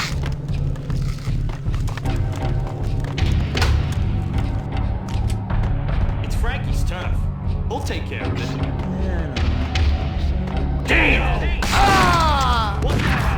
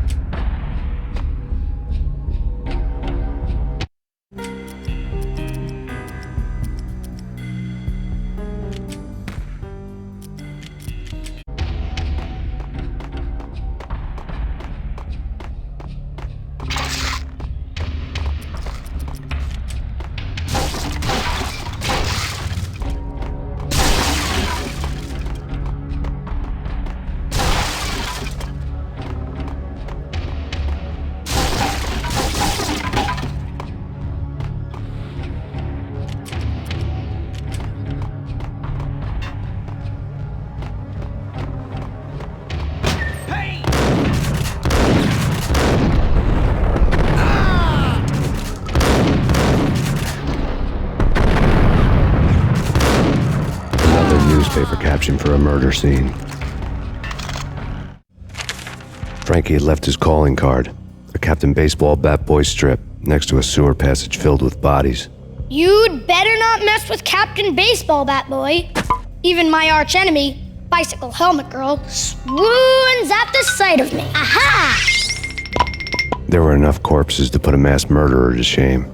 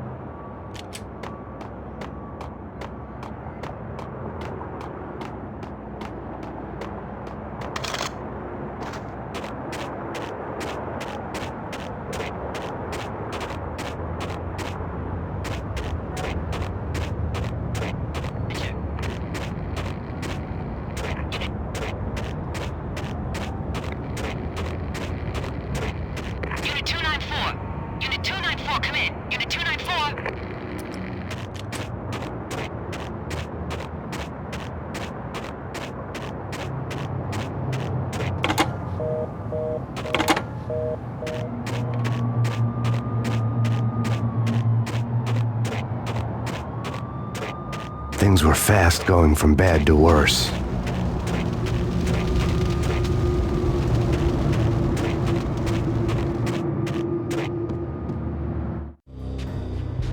The men in blue had come and gone. They had decorated the place with chalk outlines and tied it together with yellow tape.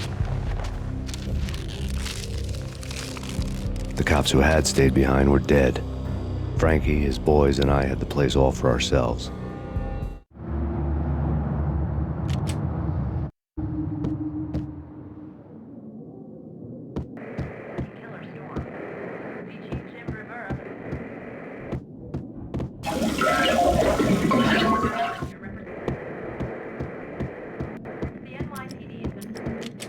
Just forget about it.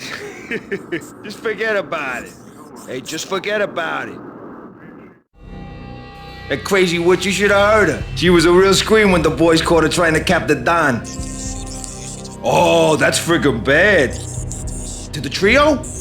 That's even worse than what Frankie's doing to that poor bastard downstairs. She's gonna take a long time to die. The mobster muscle on the phone was talking about Mona. Punchinello's trio were nothing but bad news. There he is!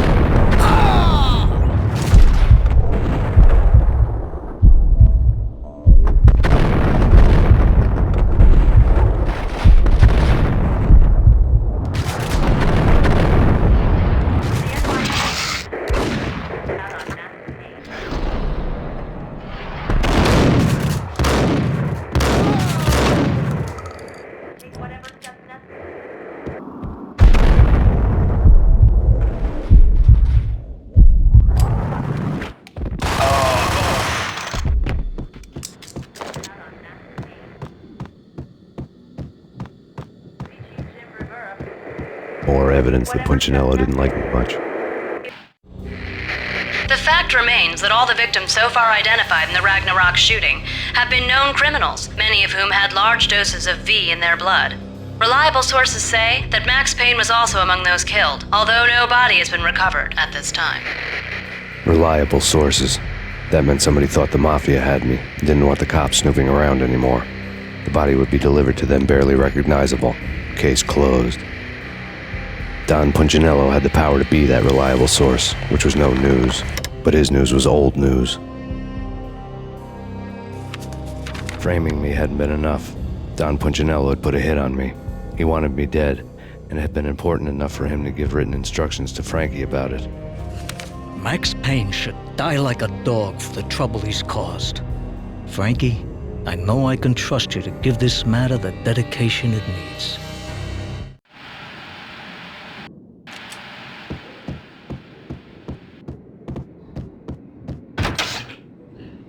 What the?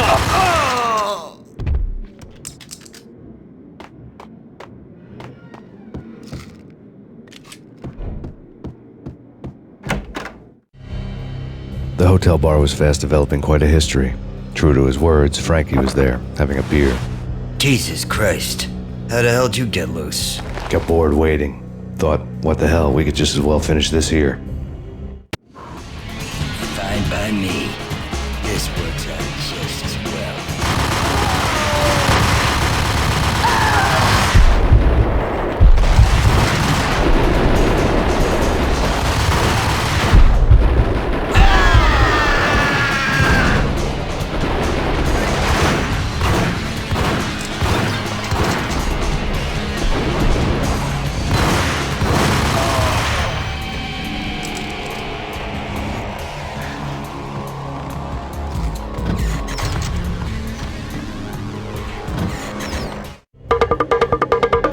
Thank you. You've been a lovely audience.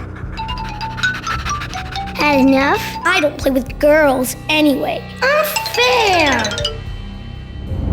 I spotted the tail as soon as I left the hotel. A big black Mercedes. I'd seen the car before. That time it had heralded impressive explosions. Vladimir was back. Bang! You're dead, Max Payne. I might have laughed if I remembered how. What's this supposed to be? Cops and robbers? Look, you want something with me? Get in line. Peace, man. Relax. You know you are a real news item, armed and dangerous. I am going to make you an offer you can't refuse. I've always wanted to say that. It's a bum rap. I've been framed. Well, that's a moot point. Whatever you did or did not do, I'm sure you had good reason for doing it. Want to hear me out? I'm listening.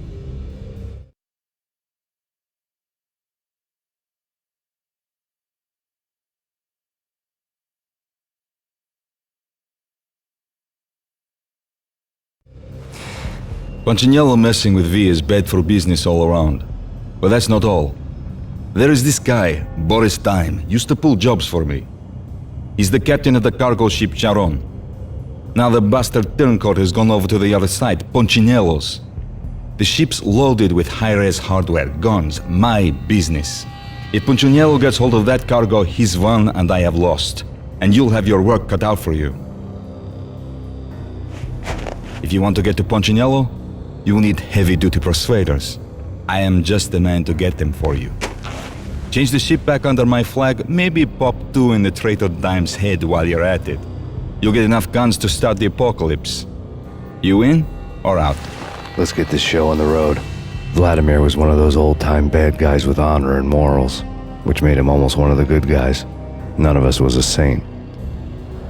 The Brooklyn riverfront was a maze of rusty containers, sharp-boned cranes looming up from the snowstorm. On a night like this, you couldn't help but think of the dark army of dead men sleeping with the fishes, cement shoes in line. No Minotaur lurked in this labyrinth, but somewhere out there, on the clanking deck of his cargo freighter, the skipper of the Chiron was waiting, like the ferryman of the river Styx. What the hell?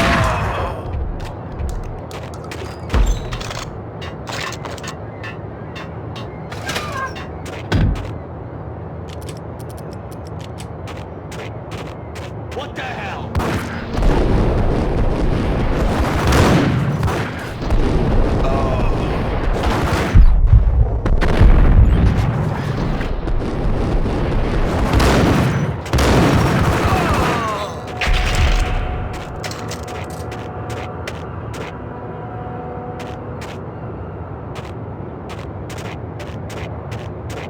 Both of them beaten to a pulp. Eyes swollen. They couldn't see in the end. Swaying on their feet. Slipping on the blood. Money's worth. Brought tears to my eyes. Transcendental.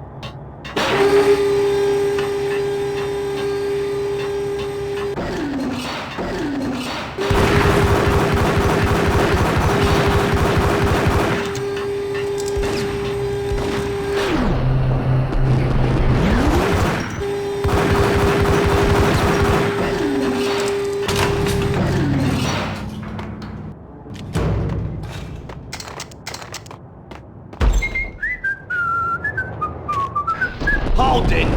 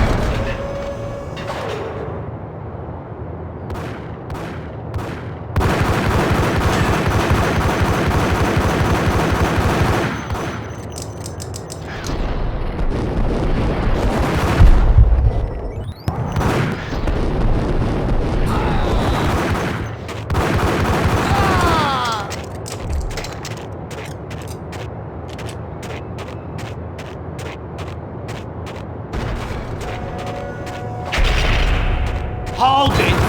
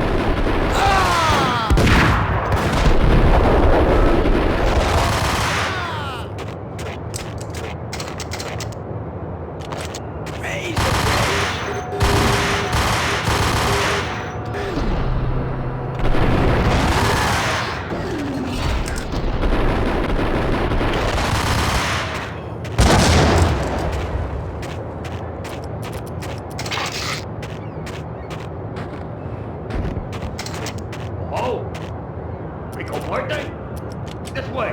In here.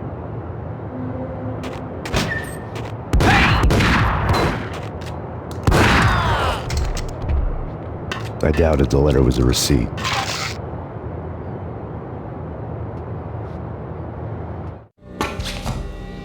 Rico Muerte had come to town to do more than just sort out family troubles. Exhibits number 1, 2, and 3. A briefcase of money, a sniper rifle, and an envelope with one word neatly printed on a folded piece of expensive paper. Mayor.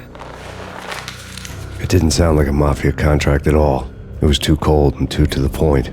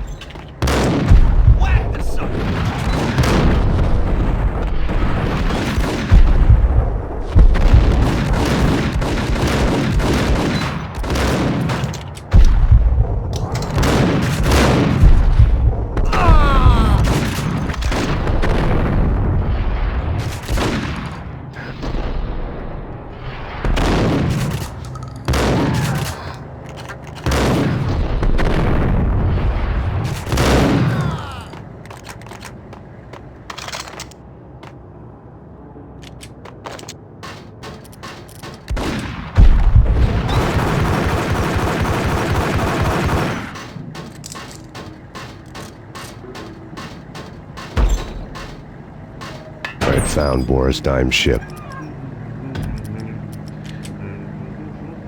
Hey!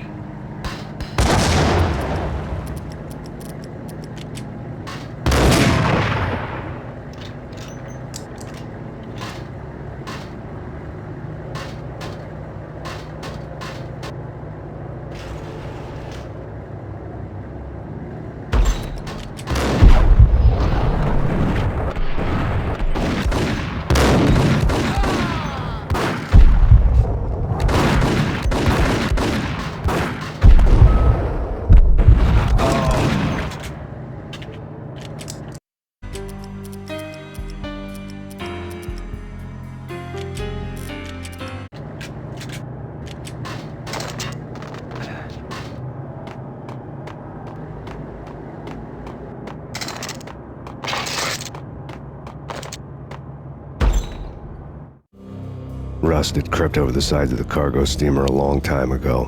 Boris Dime would be on board. I'd have to smoke half of his crew to even get near the gangplank.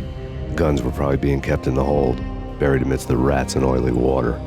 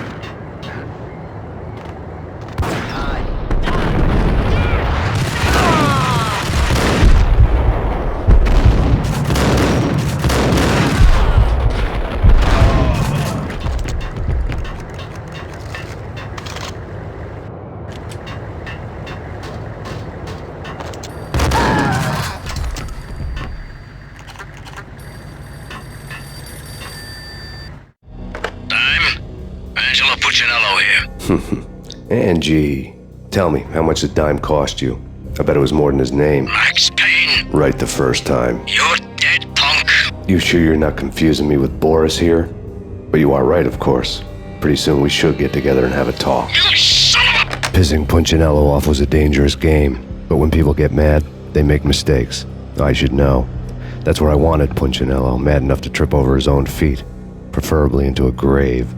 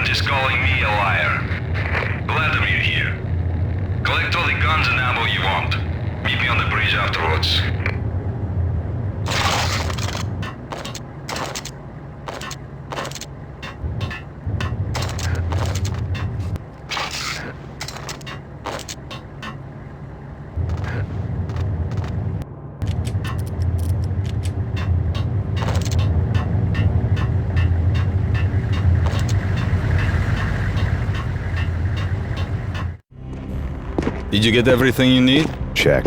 I owe you. Anything you need. This is my solo. When I'm through, Punchinello won't be anybody's problem anymore. Clear as vodka. But anytime you get between a rock and a hard place, just whistle. This could be the beginning of a beautiful friendship. You really get a bang out of this big-time gangster act, don't you?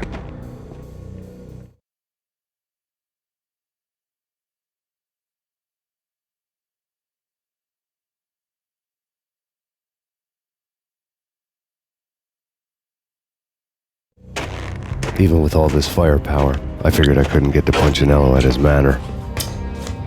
I could only hope that he wouldn't pass a chance to hear me beg to see he's won. This is Max Payne. I want to cut a deal. Payne, you're a dead man. That's what everybody keeps telling me. I got your ship and her cargo. I want to meet. No pain, no gain. Capiche? You know my restaurant? Yeah, I know it. 1 hour. Punchinello's restaurant had seen better days. Snow was falling like ashes from post-apocalyptic skies, but that was outside. Things would soon get hot in the Don's restaurant. I knew it was a long shot, Angelo Punchinello actually showing up, but there was no crime in hoping.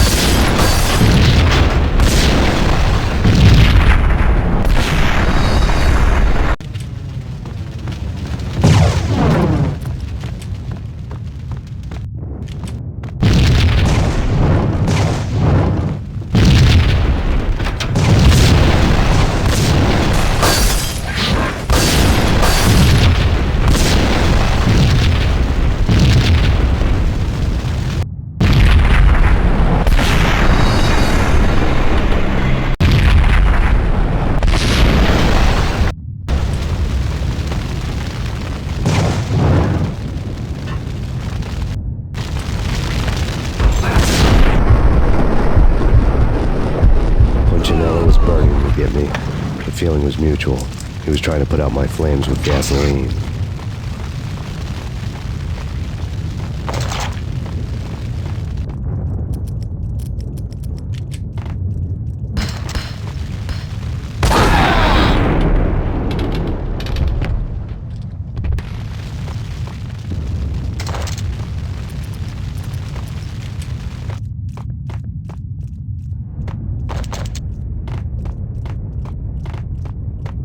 The mobsters have been guarding a real treasure, the way out of this disco inferno. There he is!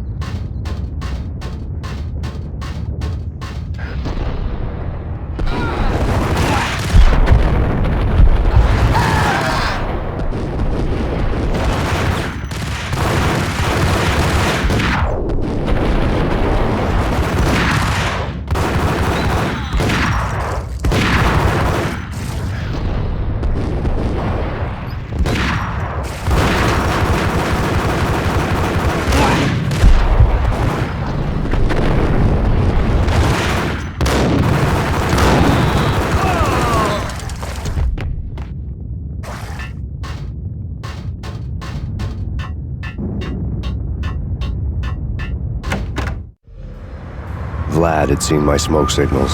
The Mercedes was revving to go, almost drowning out the banshee wail of the sirens. You coming? We'll drop you off at the Punchinello Manor. Sounds good to me. When this is over, look me up. I could use a professional like you. I'll keep that in mind.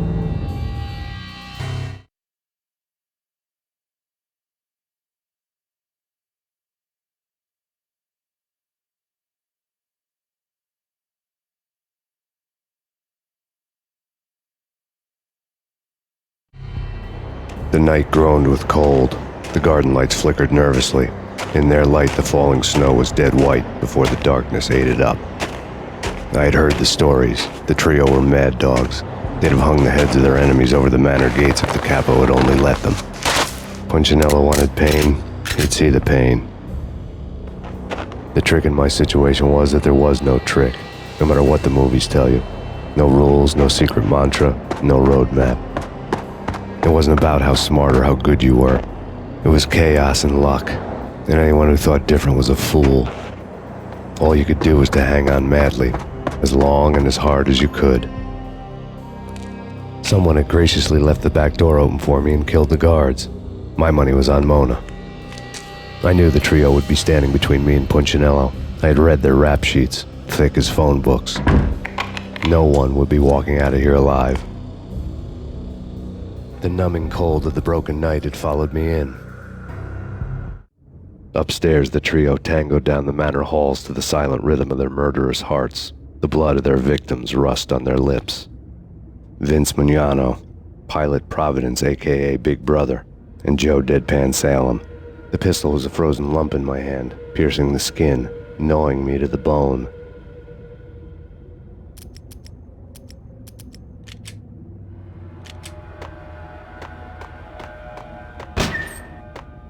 In death, the thug had been promoted to messenger. Someone hadn't enjoyed the Don's hospitality. Someone with a flair for the dramatic. Someone who had let herself out of a locked cell and past a couple of armed guards. My thoughts were on Mona again. I could only hope she was a good enough gambler to walk away while she was still winning, before she'd run into the trio.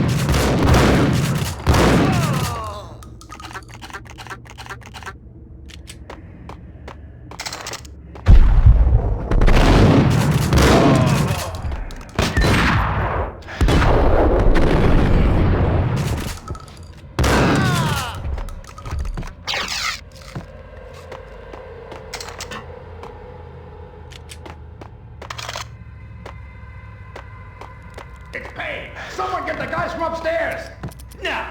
No one's going anyplace. Too late for that. He walks in, we waste him. Vinny and Joe and Pilot won't get the credit for this kill.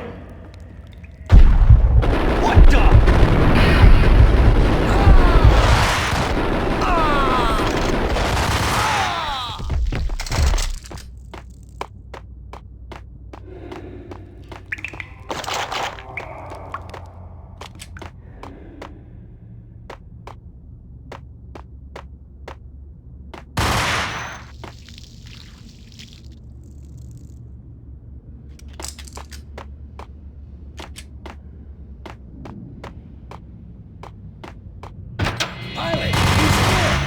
It didn't take me long to run into the trio. The word on Lisa Punchinello was that she was a bit of a witch. The tarot cards on the kitchen table fit the picture. They weren't my kind of cards, but I was willing to take a crack at the hand Mrs. Punchinello had dealt. The first card was the tower. Maybe that was supposed to be the manor. It got easy after that. The devil was the master of the house, and death was me, coming for him.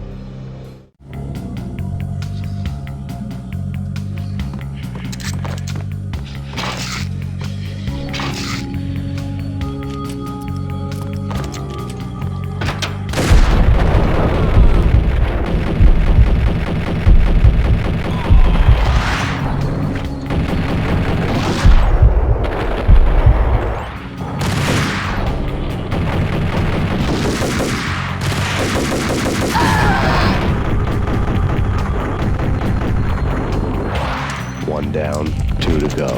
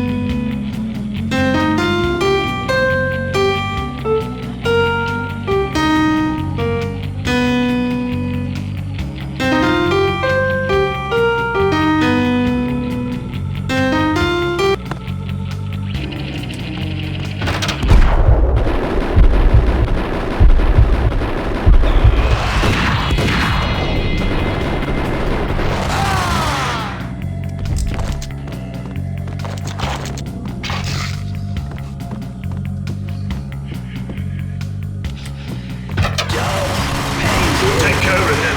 I want him dead.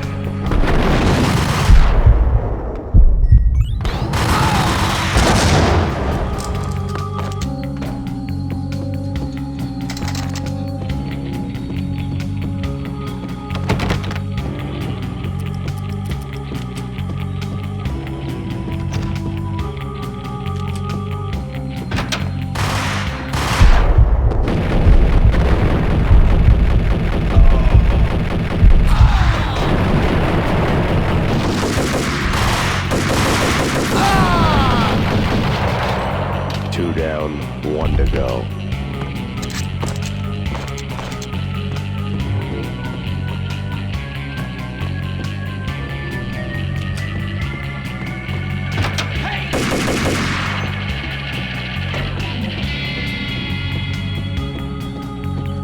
Don't stop at him! This will. This will stop anything. Take cover.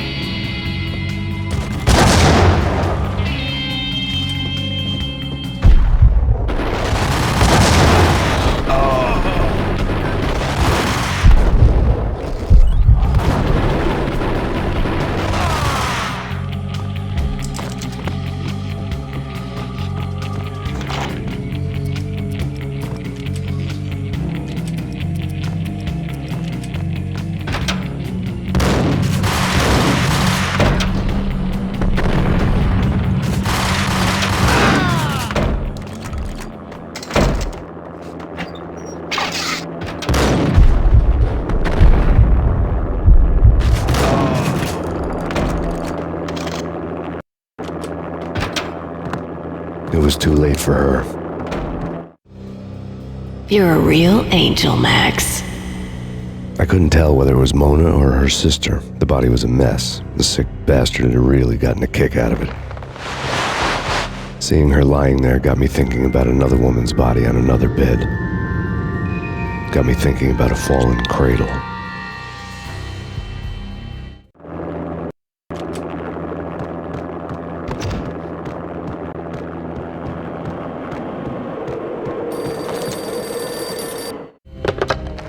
Max Payne. Talk to me. Alfred Woden. You've got company. An armed helicopter just landed on the manor grounds. You must hurry. The more the merrier.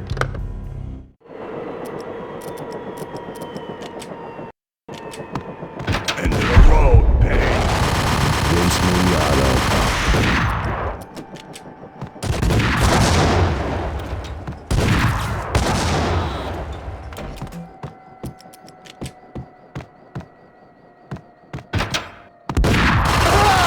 Punchinello's trio was done for.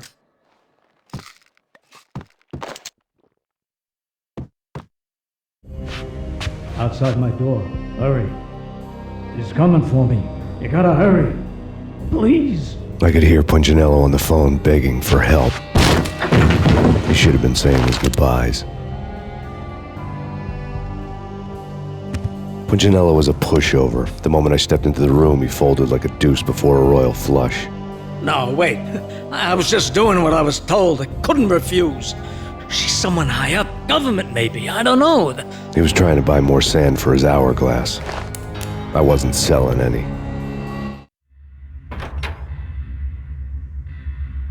No, I told him nothing.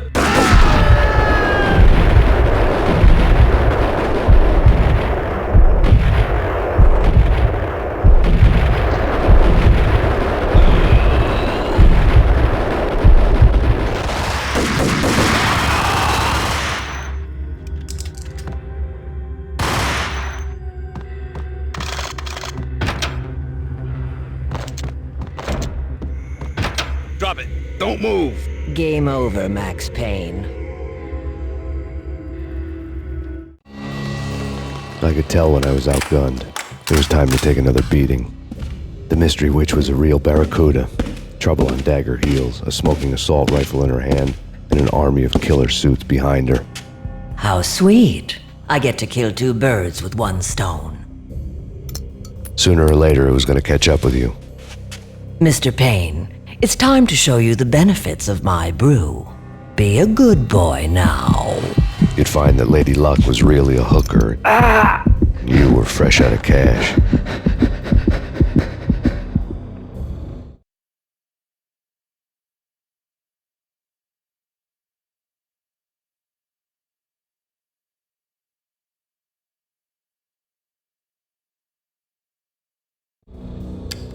Gentlemen, we're done here. Take me to Cold Steel. She had just given me an OD of Valkyr. I could feel green fire eating my brains. They turned to steam. They did a fade on me. I'd never had a chance. The witch had got me just as sure as if she put a gun to my head and pulled the trigger. The shadows rushed me, bruised mugshot faces hungry for revenge. They knew my weak spots and closed in for the kill. The floor turned into a vortex of green blood. I fell. The flesh of fallen angels.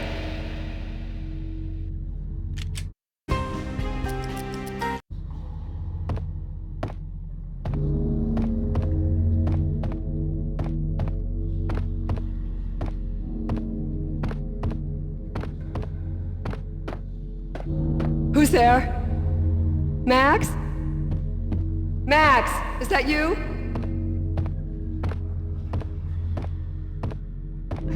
Max?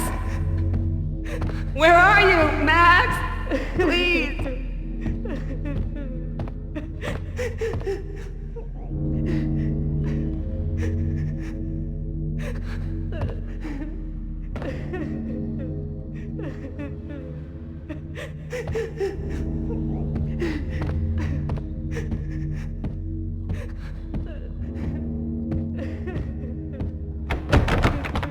No, please, Max, no! I'm sorry.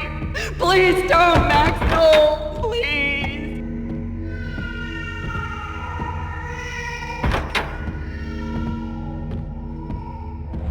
Max? Where are you, Max? Please! The letter was staring at me. There was something disturbingly familiar about the letter before me. The handwriting was all pretty curves. You're in a graphic novel. The truth split my skull open, a glaring green light washing the lies away. All of my past was just fragmented still shots, words hanging in the air like balloons. I was in a graphic novel. Funny as hell. It was the most horrible thing I could think of.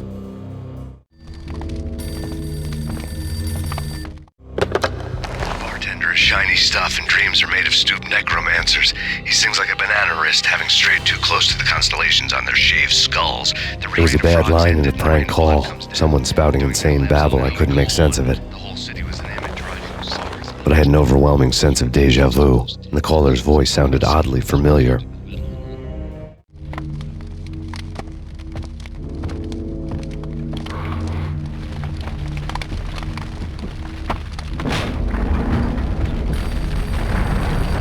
piece of paper looked dangerous. There was something disturbingly familiar about the letter before me. The handwriting was all pretty curves. You're in a computer game, Max. The truth was a burning green crack through my brain, weapon statistics hanging in the air, glimpsed out of the corner of my eye, endless repetition of the act of shooting, time slowing down to show off my moves, the paranoid feel of someone controlling my every step. I was in a computer game. Funny as hell, it was the most horrible thing I could think of. Don't lose it. It's Valkyr. The drug. Snap out of it. Try to remember. It was a bad line in a prank call, someone spouting insane babble. I couldn't make sense of it. But I had an overwhelming sense of déjà vu, and the caller's voice sounded oddly familiar.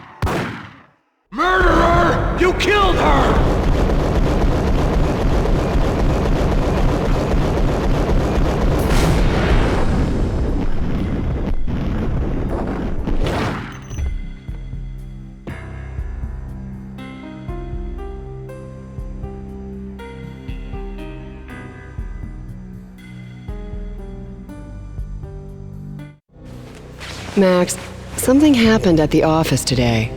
A strange memo. Something about Vikings. Honey, I gotta run. You can tell me all about it this evening. Have a nice day, darling. The bullet holes were rubies on her chest, blood glowing on her ivory skin. She was so beautiful. The killer was smiling. The flesh of fallen angels.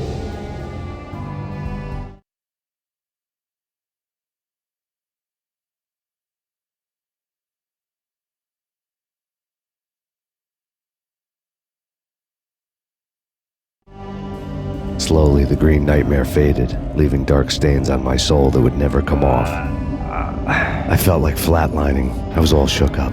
I woke up in a cold sweat, sick and tired to the bone, lying in a puddle of my own puke. The hag had said take me to Cold Steel before it had all gone crazy. It was a clue, the only one I had. It took me forever to crawl back to my feet and hit the road, but when I did, I drove straight to Cold Steel Foundry outside the city. There was a whole lot of action around the place for a freezing winter night. Trucks coming and going, men running. I had the drop on the mystery witch. She thought I was dead. I was on her blind side. I was going in. The bad trip had put me in a crazy mood, adrenaline pumping through my aching veins. Staggering on the mill roof in ice and snow and wild wind, I was a ninja. My kung fu was strong. I wasn't kidding anybody. At best, I was Superman on kryptonite about to fall through a skylight, down to where it was all going down. A half-abandoned industrial area in the middle of nowhere. The factory was a perfect front for any number of illegal activities.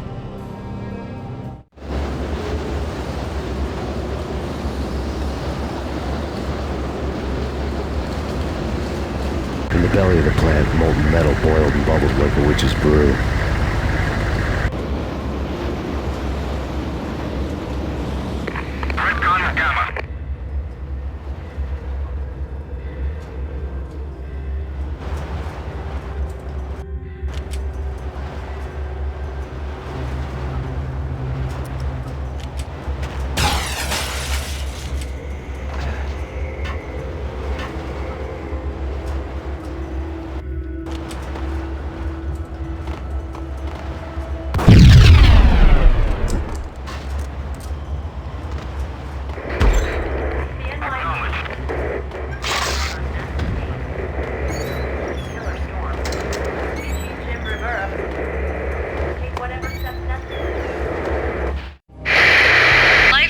Weather condition. A record-breaking killer storm. In the city's history, vehicles stuck in snow. Heavy snowfall. Forecast shows severe weather is expected to continue. Out in the night, snow fell like confetti over the Devil's Parade. The storm was anything but over.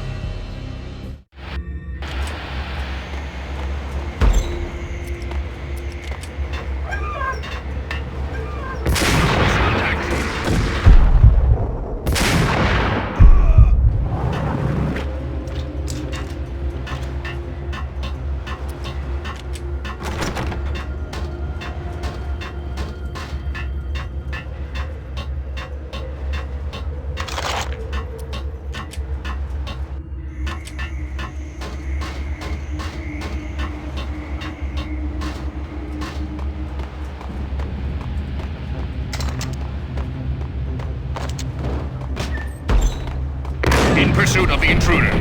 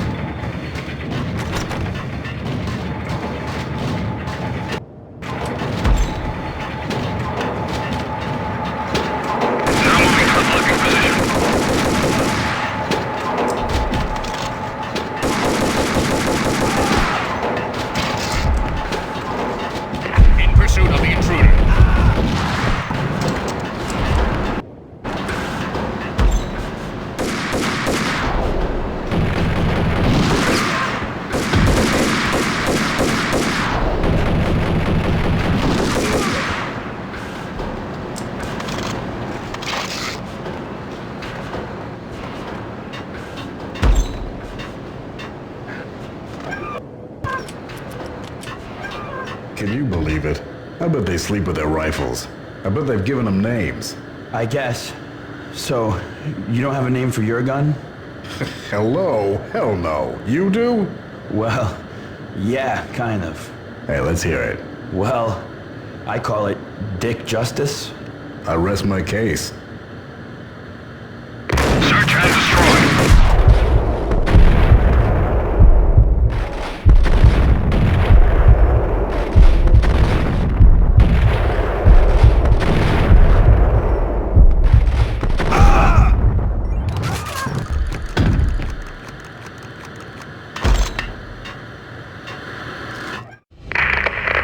Perimeter breached.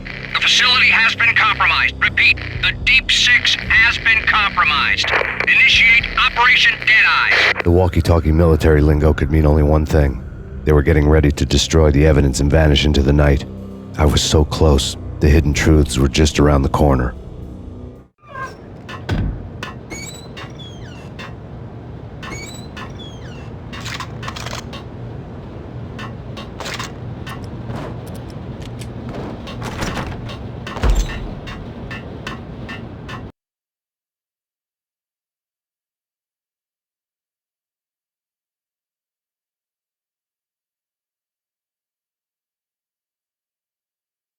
Casualty status.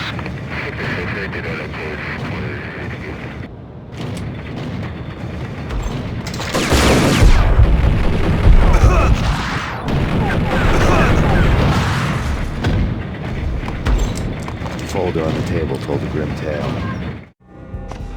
The mercenaries were running a tight operation, paperwork and all. Merchandise missing again. A chemist had tried to smuggle it out for his own private party.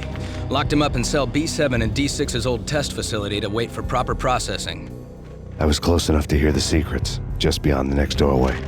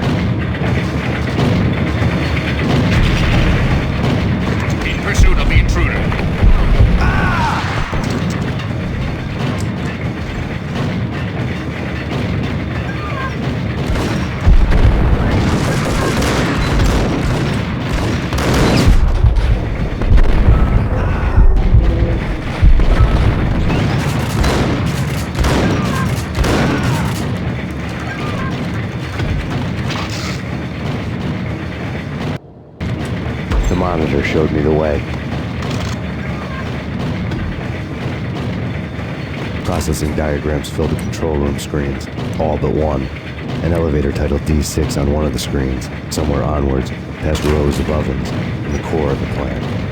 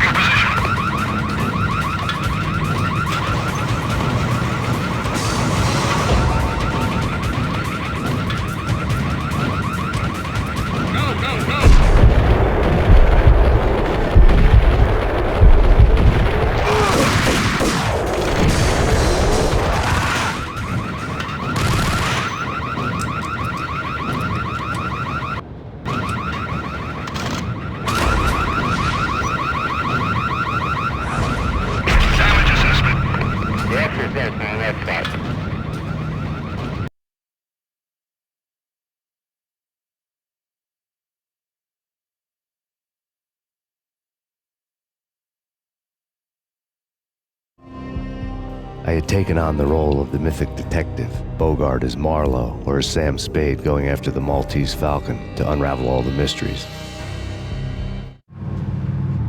Following a path of clues to that final revelation, even if it would take me down to the cold, cavernous depths of a grave. You can't do this! My men are still inside! Do you have any idea why this is called Operation Dead Eyes?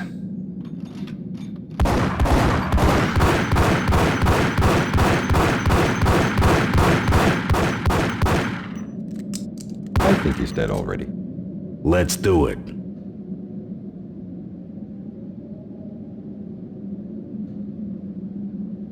Attention all personnel. The self-destruction sequence has been initiated.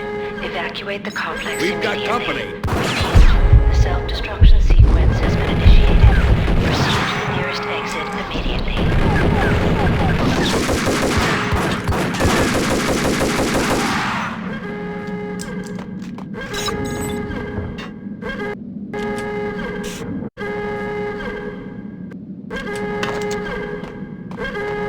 I had seen the logo on the floor before.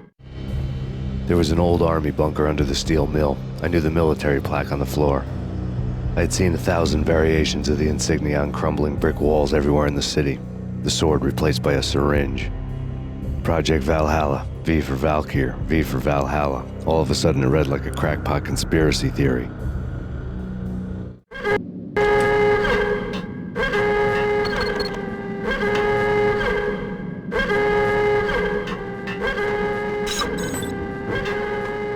Abort! The self-destruction sequence has been initiated! Get the hell out of here! The place is gonna blow!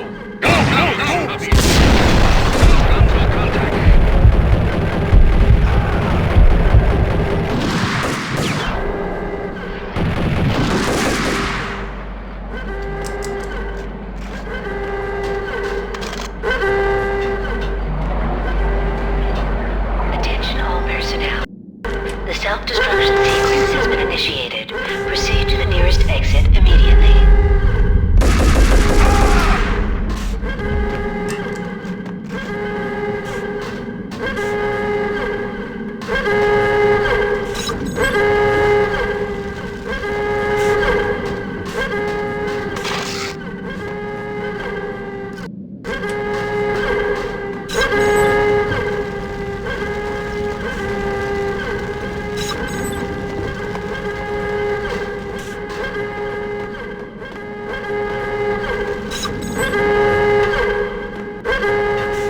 Decontamination in progress. Decontamination completed.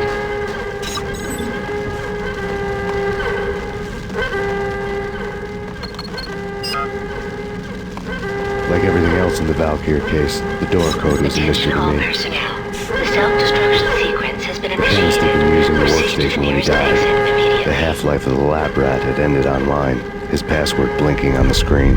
665, the neighbor of the beast.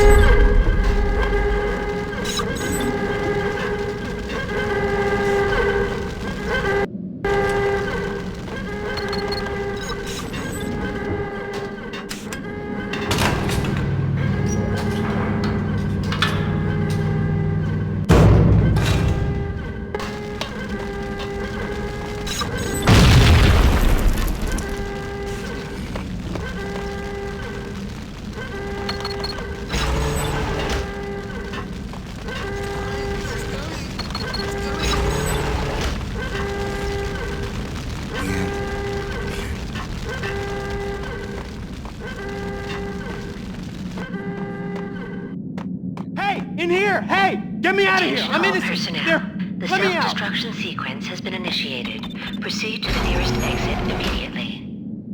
Thanks! I thought I was gonna die in there for sure. I need you to get me through the decontamination chamber airlock. You're crazy! No way! The place is blowing up, for Christ's sakes! Either that or back to the cell. Your choice. Okay, I'll do it!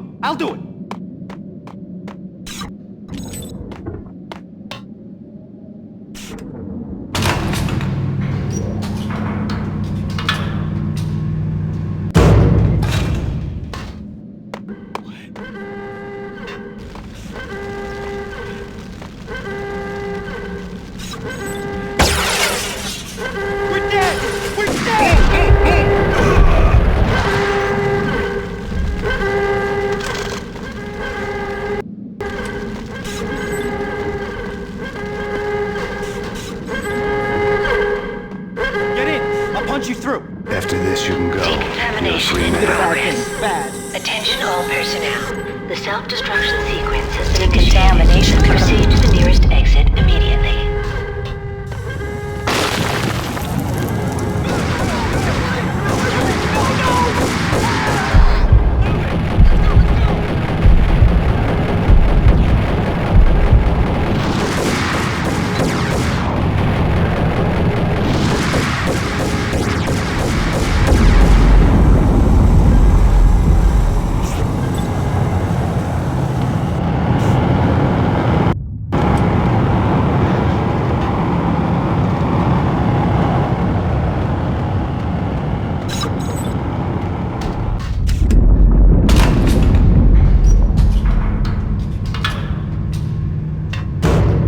I was caught in the middle of the deadly web that was the Valkyrie case.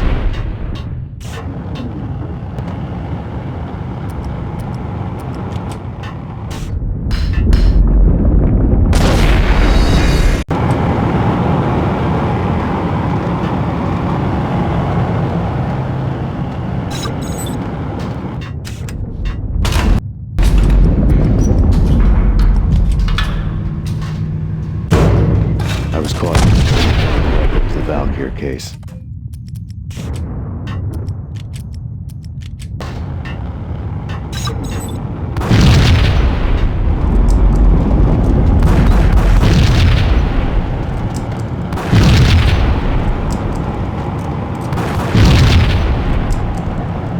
One of the lab terminals had the project logo on the screen.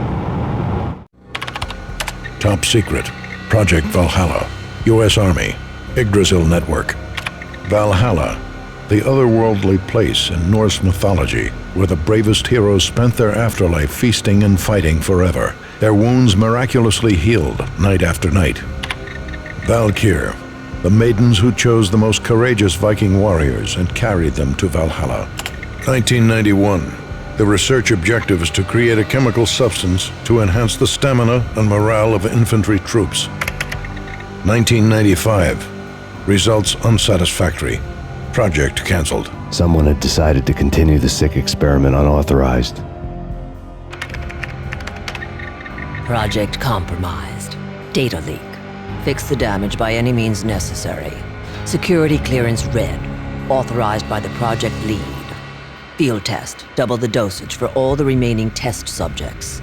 Observe and record the subject's behavior in an urban setting. The drop-off point was my old address in New Jersey. The file dated 3 years ago. Just when you thought you had reached the deepest depths of horror, it suddenly got worse. How to turn off that small voice inside your head that started to whisper that you should be glad that now, if not before, your revenge was justifiable on any conceivable moral scale. That small voice proved, beyond any doubt, that I was damned. The dagger-heeled woman had come and gone a long time ago.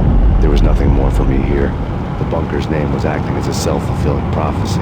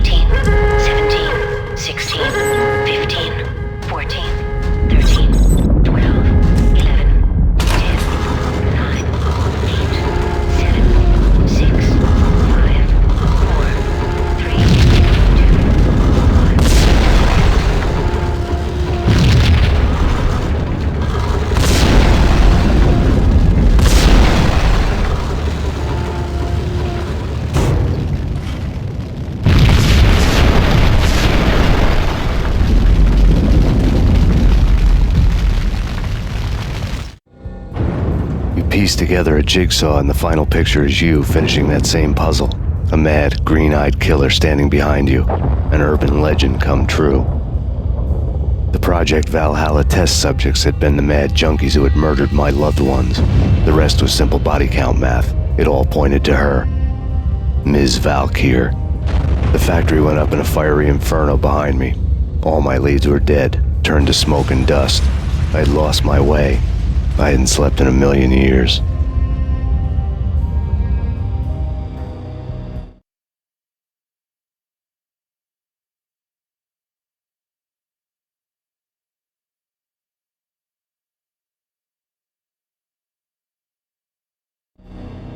I felt thin as death. I've been living on an endless supply of week-old donuts. They were fuel for this crazy furnace inside my head. I couldn't remember when I had last seen the sun. I was on a permanent graveyard shift. When the darkness fell, New York City became something else, any old Sinatra song notwithstanding. Bad things happened in the night, on the streets of that other city, Noir York City. I was in an all-night diner, downing cup after cup of coffee that tasted like engine oil, when a new message from BB got me back on the killer track. What the hell happened at Roscoe Street? Maxie, I'm going out on a limb here. We need to talk this through, come up with a plan. 2:30 a.m., the Choir Communications Garage. The more I thought about Alex's murder and the frame-up, the more it felt like an inside job. I should have seen it coming. BB had sold me out, and now he wanted to finish what he'd started. The garage was dead. BB showed up in his tailor-made suit, gold watch, and cufflinks to match, all way beyond a cop's pay. Maxie. Oozing suave charm, he was guilty as hell. What the hell does BB stand for anyway? Backstabbing bastard? Come on, don't be like that. Have a cigar. I don't smoke. Maxie, you have no idea how big this is. It's huge. You have no idea. I think I do. You're a bribe-taking bent cop who sold out his partner. Those mobsters in the subway were a dead giveaway. Hard to miss. Bet it was exactly like this with Alex. Up close and personal. You can't win this one, Max. No, but I can make damn sure none of you do either. BB turned out to be another cardboard cutout bad guy.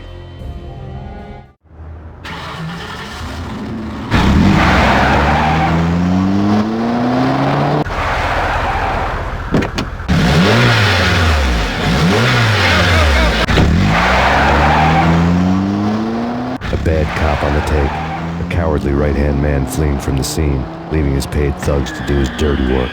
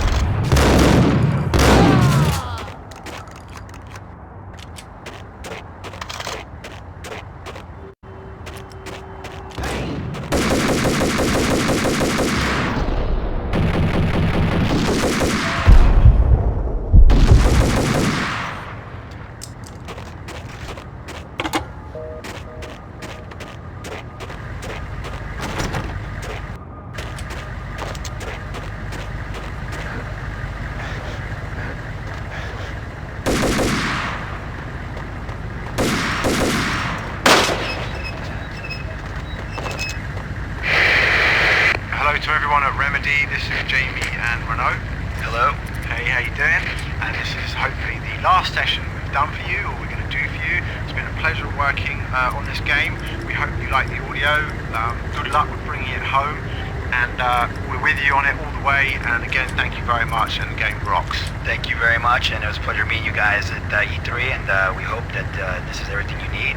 And we're there for you, and we can't wait to see it come out. Yeah, thank you guys. Thank you.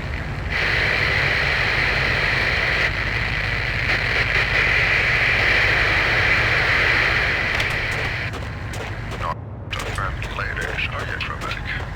I'll take famous titties for 200. Okay, yeah. Take it easy. What the hell?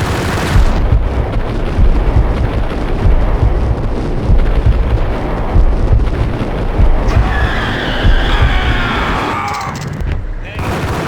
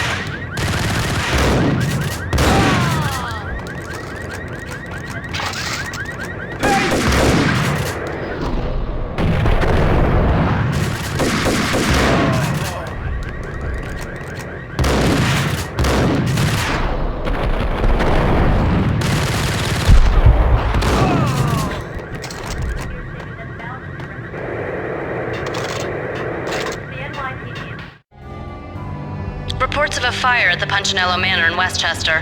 The manor is the home of Angelo Punchinello, the alleged head of the Punchinello crime family. The police are now saying, contrary to their earlier statements, that Max Payne is still alive and at large. He continues his vendetta against the Mafia, of which this last act of arson is attributed to. I had no recollection of setting any fires, but I did remember the flames.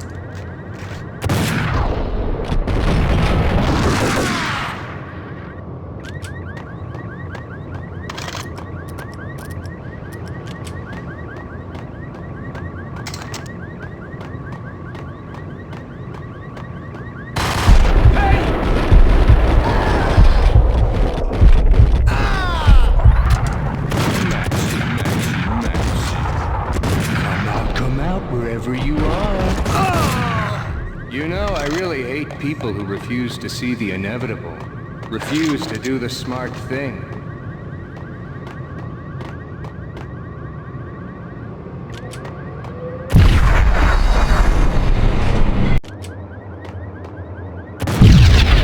I must do the right thing.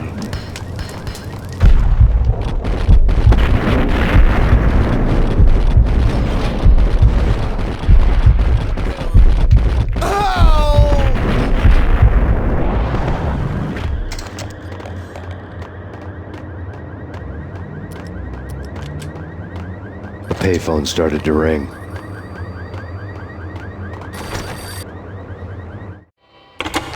Yeah. Max Payne? Whatever does it for you. This is Alfred Woden. I can give you the name of your enemy. Come to the Asgard building presently. We are expecting you.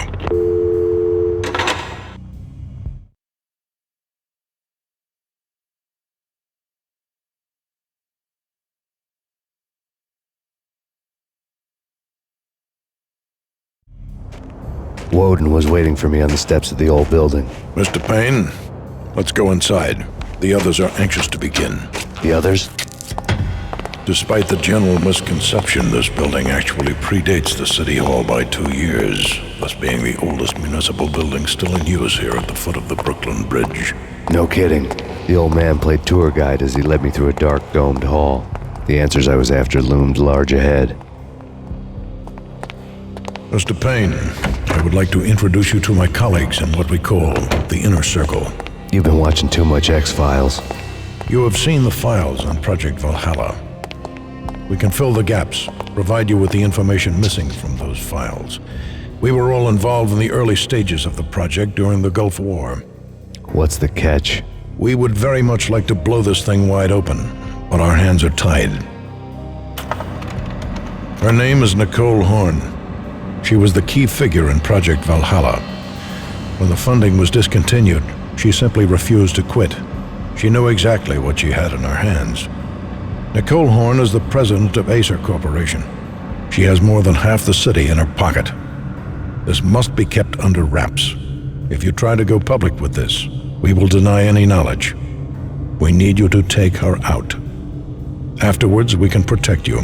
Make all the charges go away. That was the cue for the killer suits to kick in the doors and swarm inside.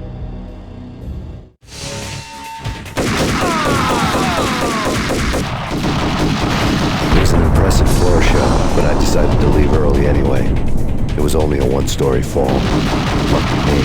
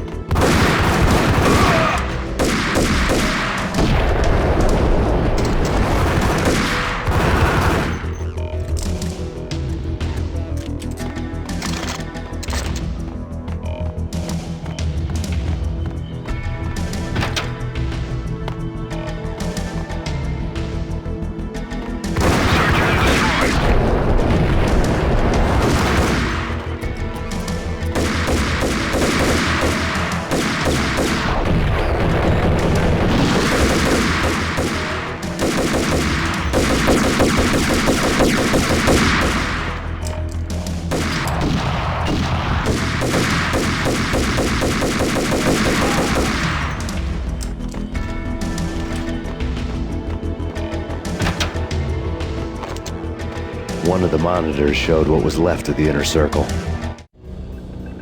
On screen, the so-called corpse of Alfred Woden stood up, miraculously waking from his dirt nap, looking smug among his dead pals. In the land of the blind, the one-eyed man is king. I didn't know how he'd pulled it off, but it was a pretty slick way to get out of all his promises. Most of what he had said fit too well to be a load of crap.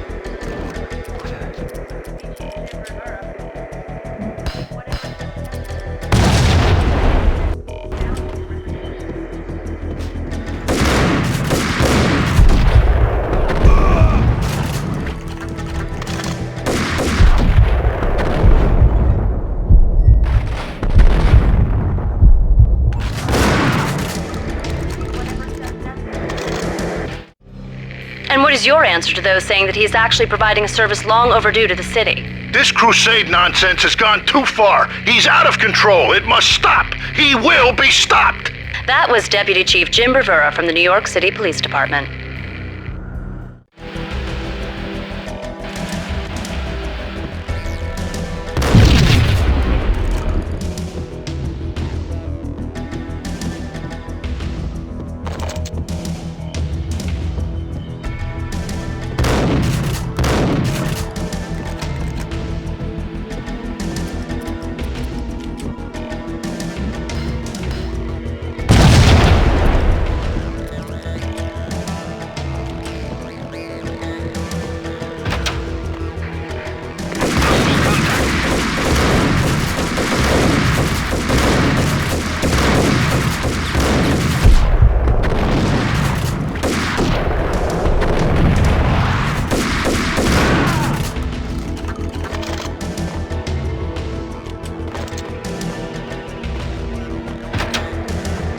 A videotape lay on the desk.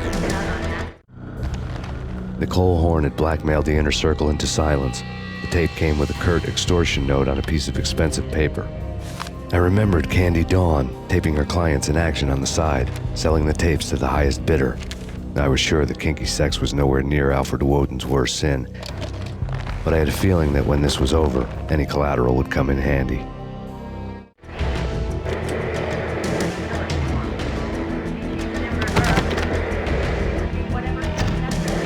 Woden had left me a present.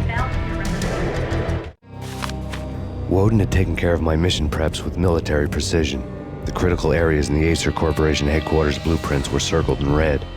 The president's office was at the top of the building, right below her penthouse suite.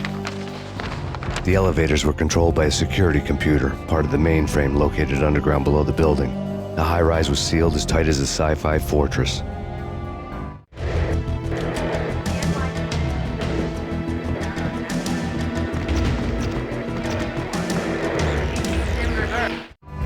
Nothing seems to stop Acer Corporation's phenomenal victory march. Incredibly, the stocks are still rocketing. Worried experts already see a danger in the company's success. Some have gone as far as to say that Acer Corporation is about to become an even bigger monopoly than Microsoft ever was.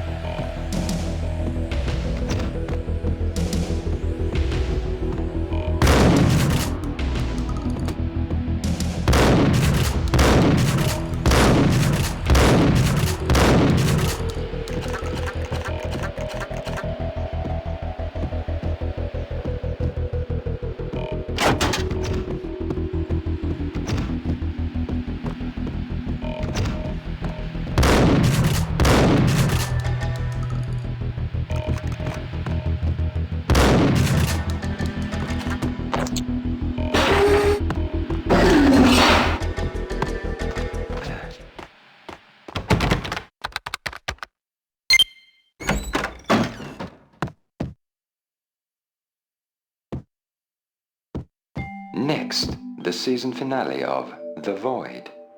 Captain's log, development update 2.1. After a brutal flame war, our Vertex pixel shaders were left out of alignment, and we have been forced to stop to make repairs. This can take some time. The only date our engine officer has seen fit to give is when it's done.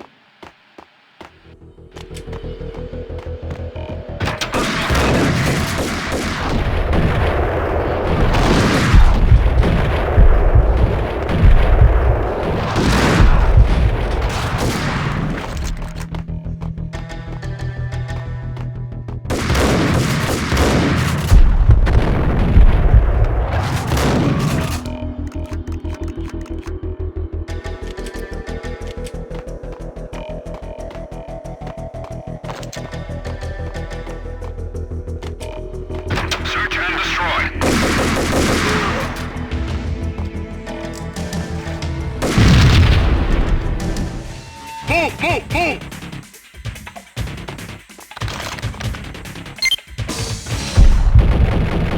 Search and destroy.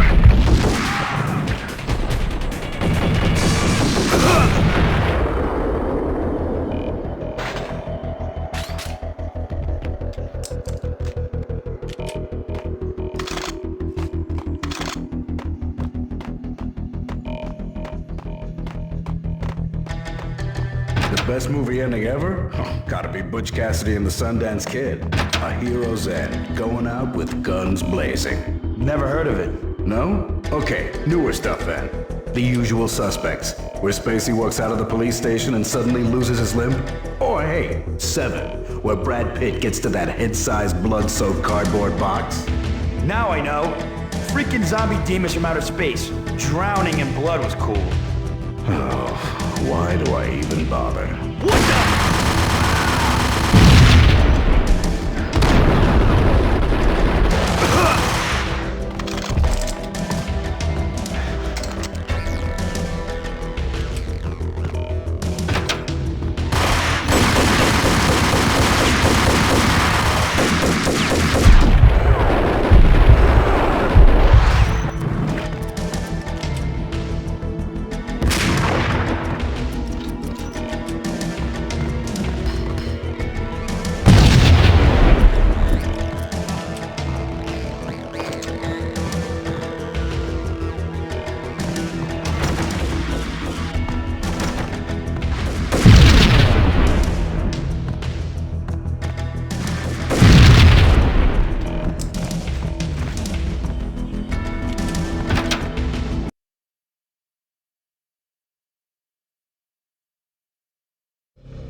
I had dreamed of revenge. Those dreams were always nightmares, of coming close and then failing. Now I was close. I had a name to guide me, Nicole Horn. I had nothing to lose.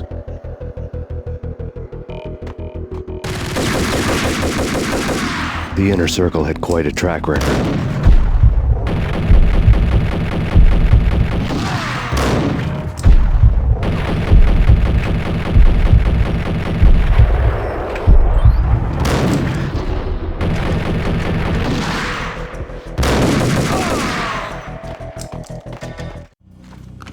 Project Valhalla had not been the only thing the Inner Circle had been involved in. There were rows of cabinets full of files. The Serpentine Secret Society went back a long way, always pulling strings from the shadows. I couldn't say I was sorry. Woden's move in some Byzantine power game had cut the Circle's membership roster to 1. The old man wanted me on cleanup duty. It was my mess, too.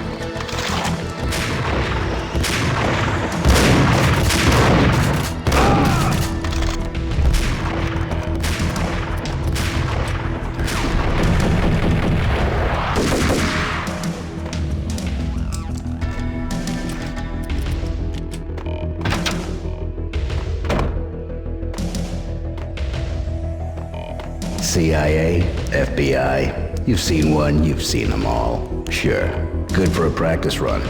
But this, working for her, oh, this is the real thing. The money's astronomical. And best of all, you get to kill any scumbag who gets in your way. License to kill. Like James Bond.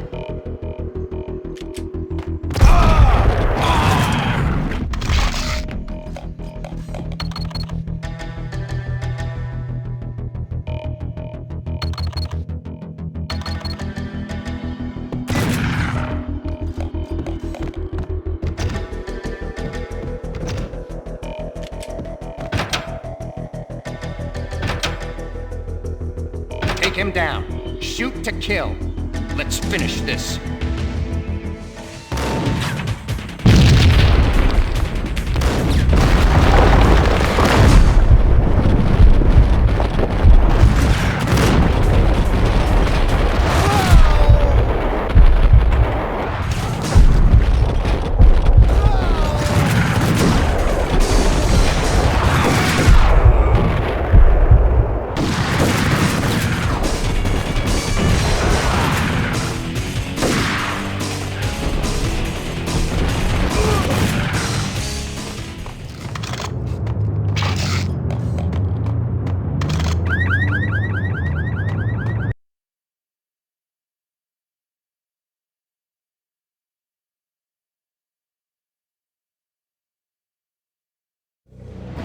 Mine wasn't the most original approach to the problem. It wasn't as if it hadn't all been done before. An eye for an eye, the first principle of revenge. Old as dirt, still going strong. The cardinal rule in going after someone with an intention to kill was not to make it personal, which it almost always ended up being anyway. It did with me. I took my time, cruising around the city in the snow. There was no hurry. I knew what I had to do now.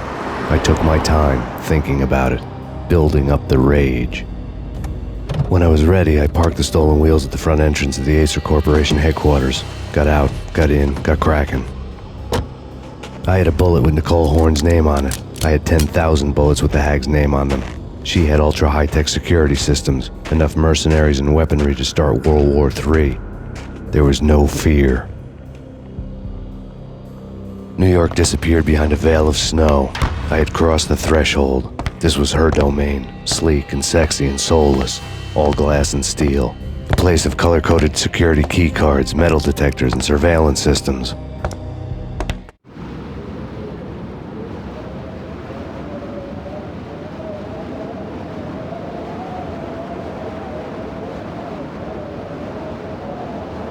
Colder than a walk-in fridge. Cold as a gun.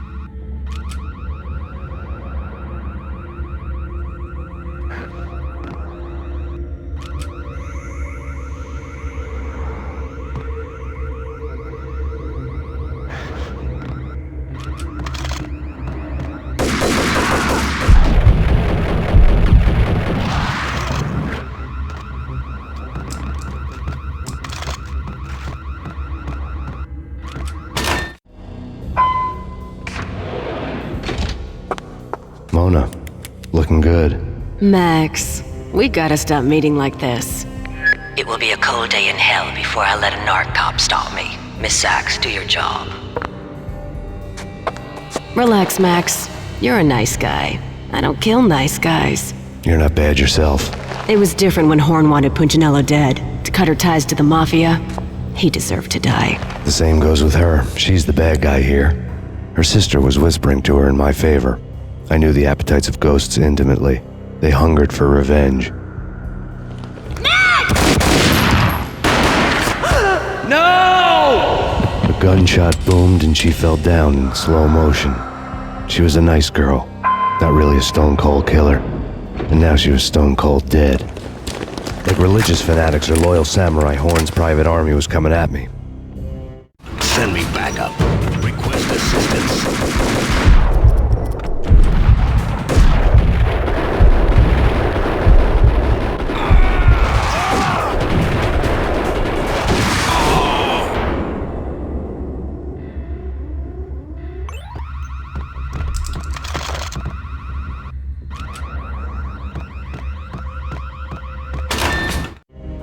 When the elevator came back down, Mona was gone. There was a lot of blood, but no body. Something clicked for the final time. My mind had never been so clear, as if somewhere high above the storm clouds were already gone, cold stars blazing from the black skies.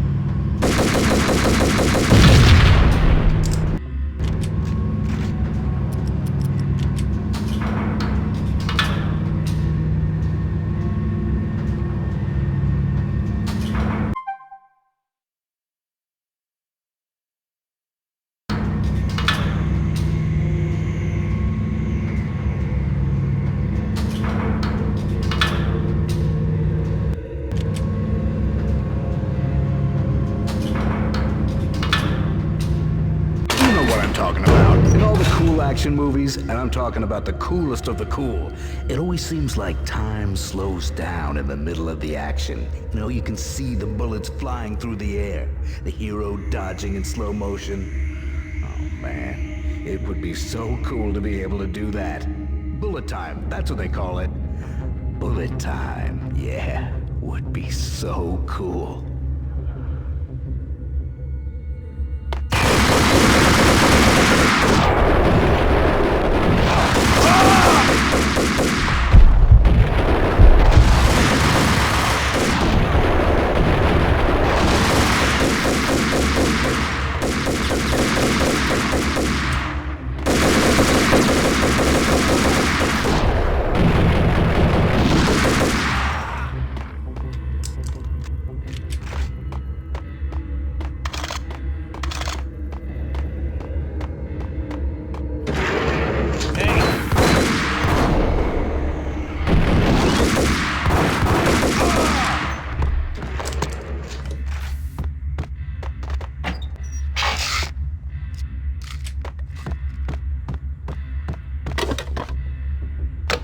I had elevator access to the mainframe. From there, I'd be able to override the security locks and get through lines.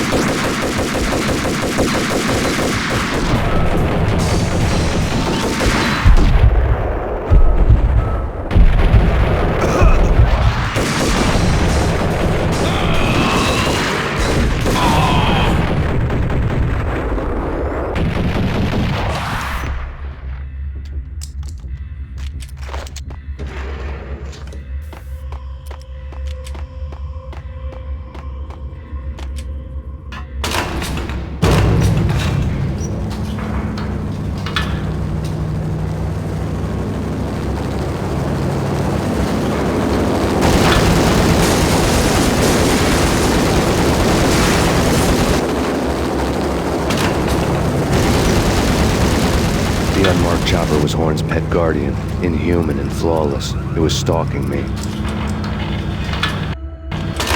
Stereotype. I'm not a cold-blooded killer. I'm a nice guy. I love my wife. I have 2 boys I'm very proud of. You just have to make the ends meet. And if that means I have to shoot someone now and then, hey, it's just my job from 9 to 5. Well, not quite from 9 to 5, but I hear you. What the? Kill the bastard! Kill the bastard! Ah!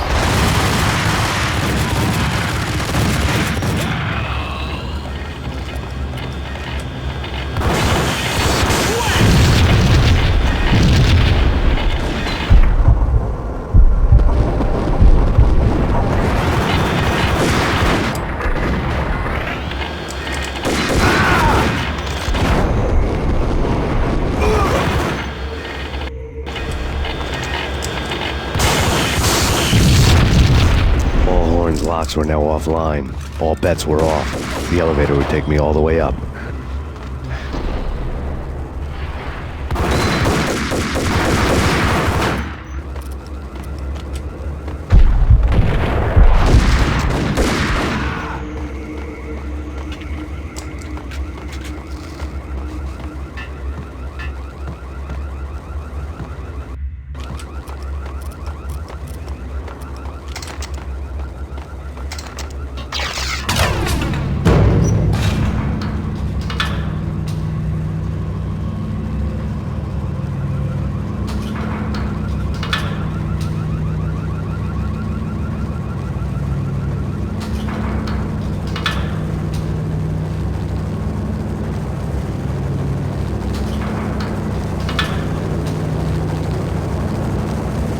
Seen from this height, the night seemed to stretch on to eternity.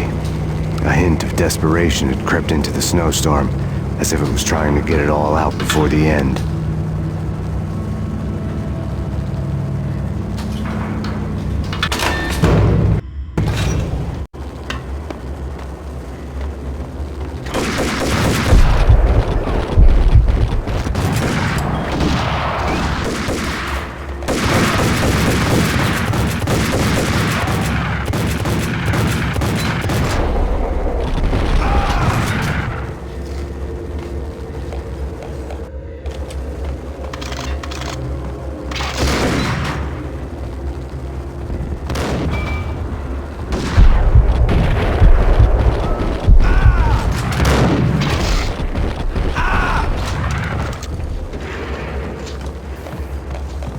Horn's personal computer was on.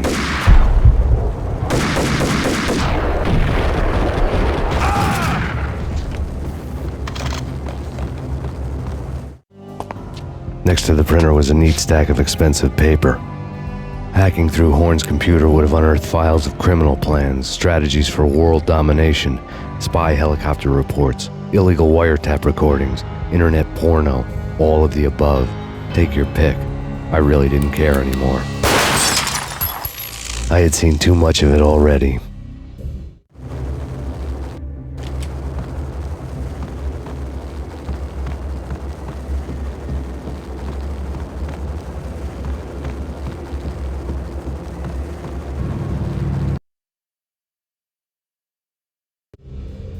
Valkyr had been meant to be a white-winged maiden that would lift you to a warrior's heaven, but it turned out to be a one-way demon ride to hell.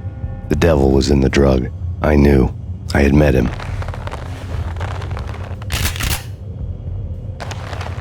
And now I was gonna kill her, the queen of the underworld who had tried to lift herself a bit closer to heaven with her drug money.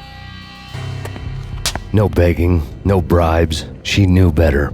Honor among killers. We who were about to die. Both of us knew how this would end, in pain and suffering. All this because your wife stuck her nose into things that were none of her business. The cops were coming to take me away. The sirens were like a bad conscience I couldn't shake. It's ridiculous you've made it this far. You won't be alive when they get here. Stop him!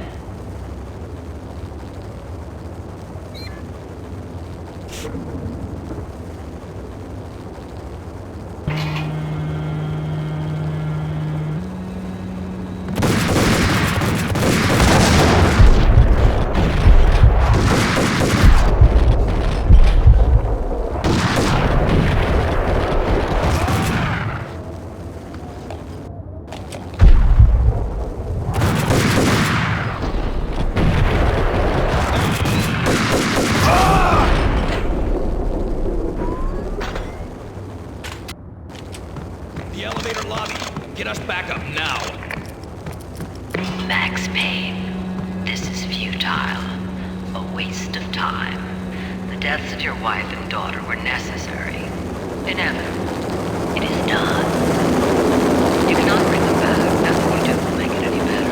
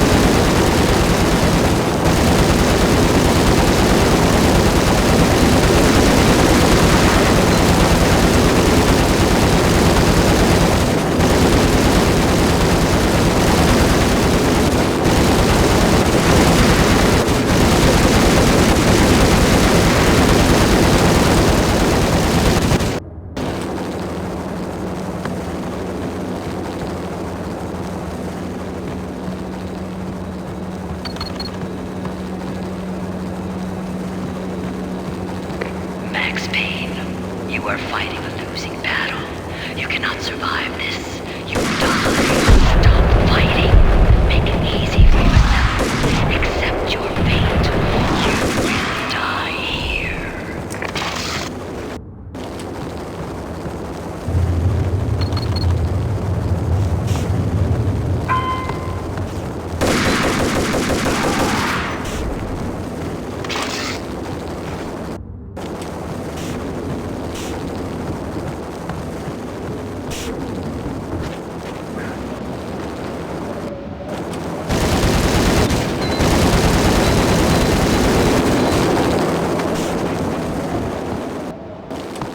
Max Payne, face it.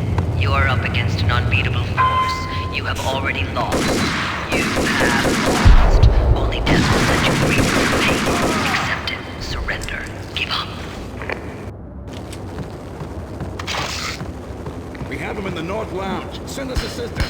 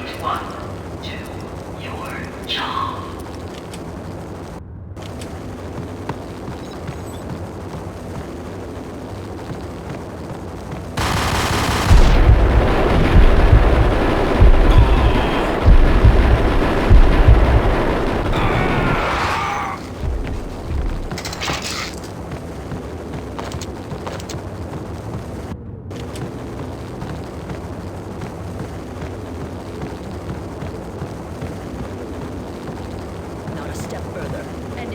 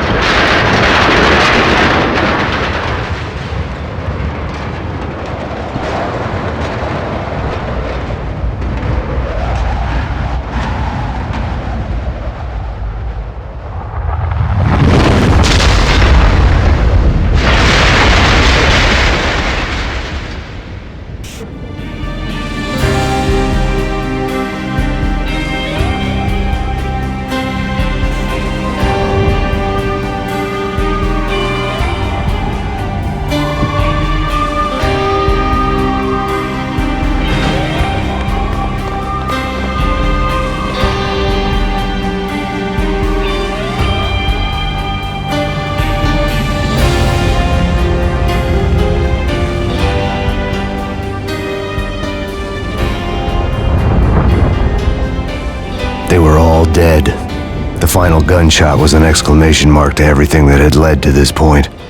I released my finger from the trigger. And then it was all over. The storm seemed to lose its frenzy. The ragged clouds gave way to the stars above.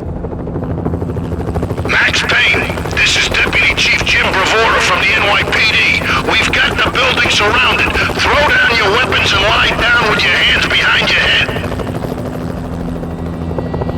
A bit closer to heaven.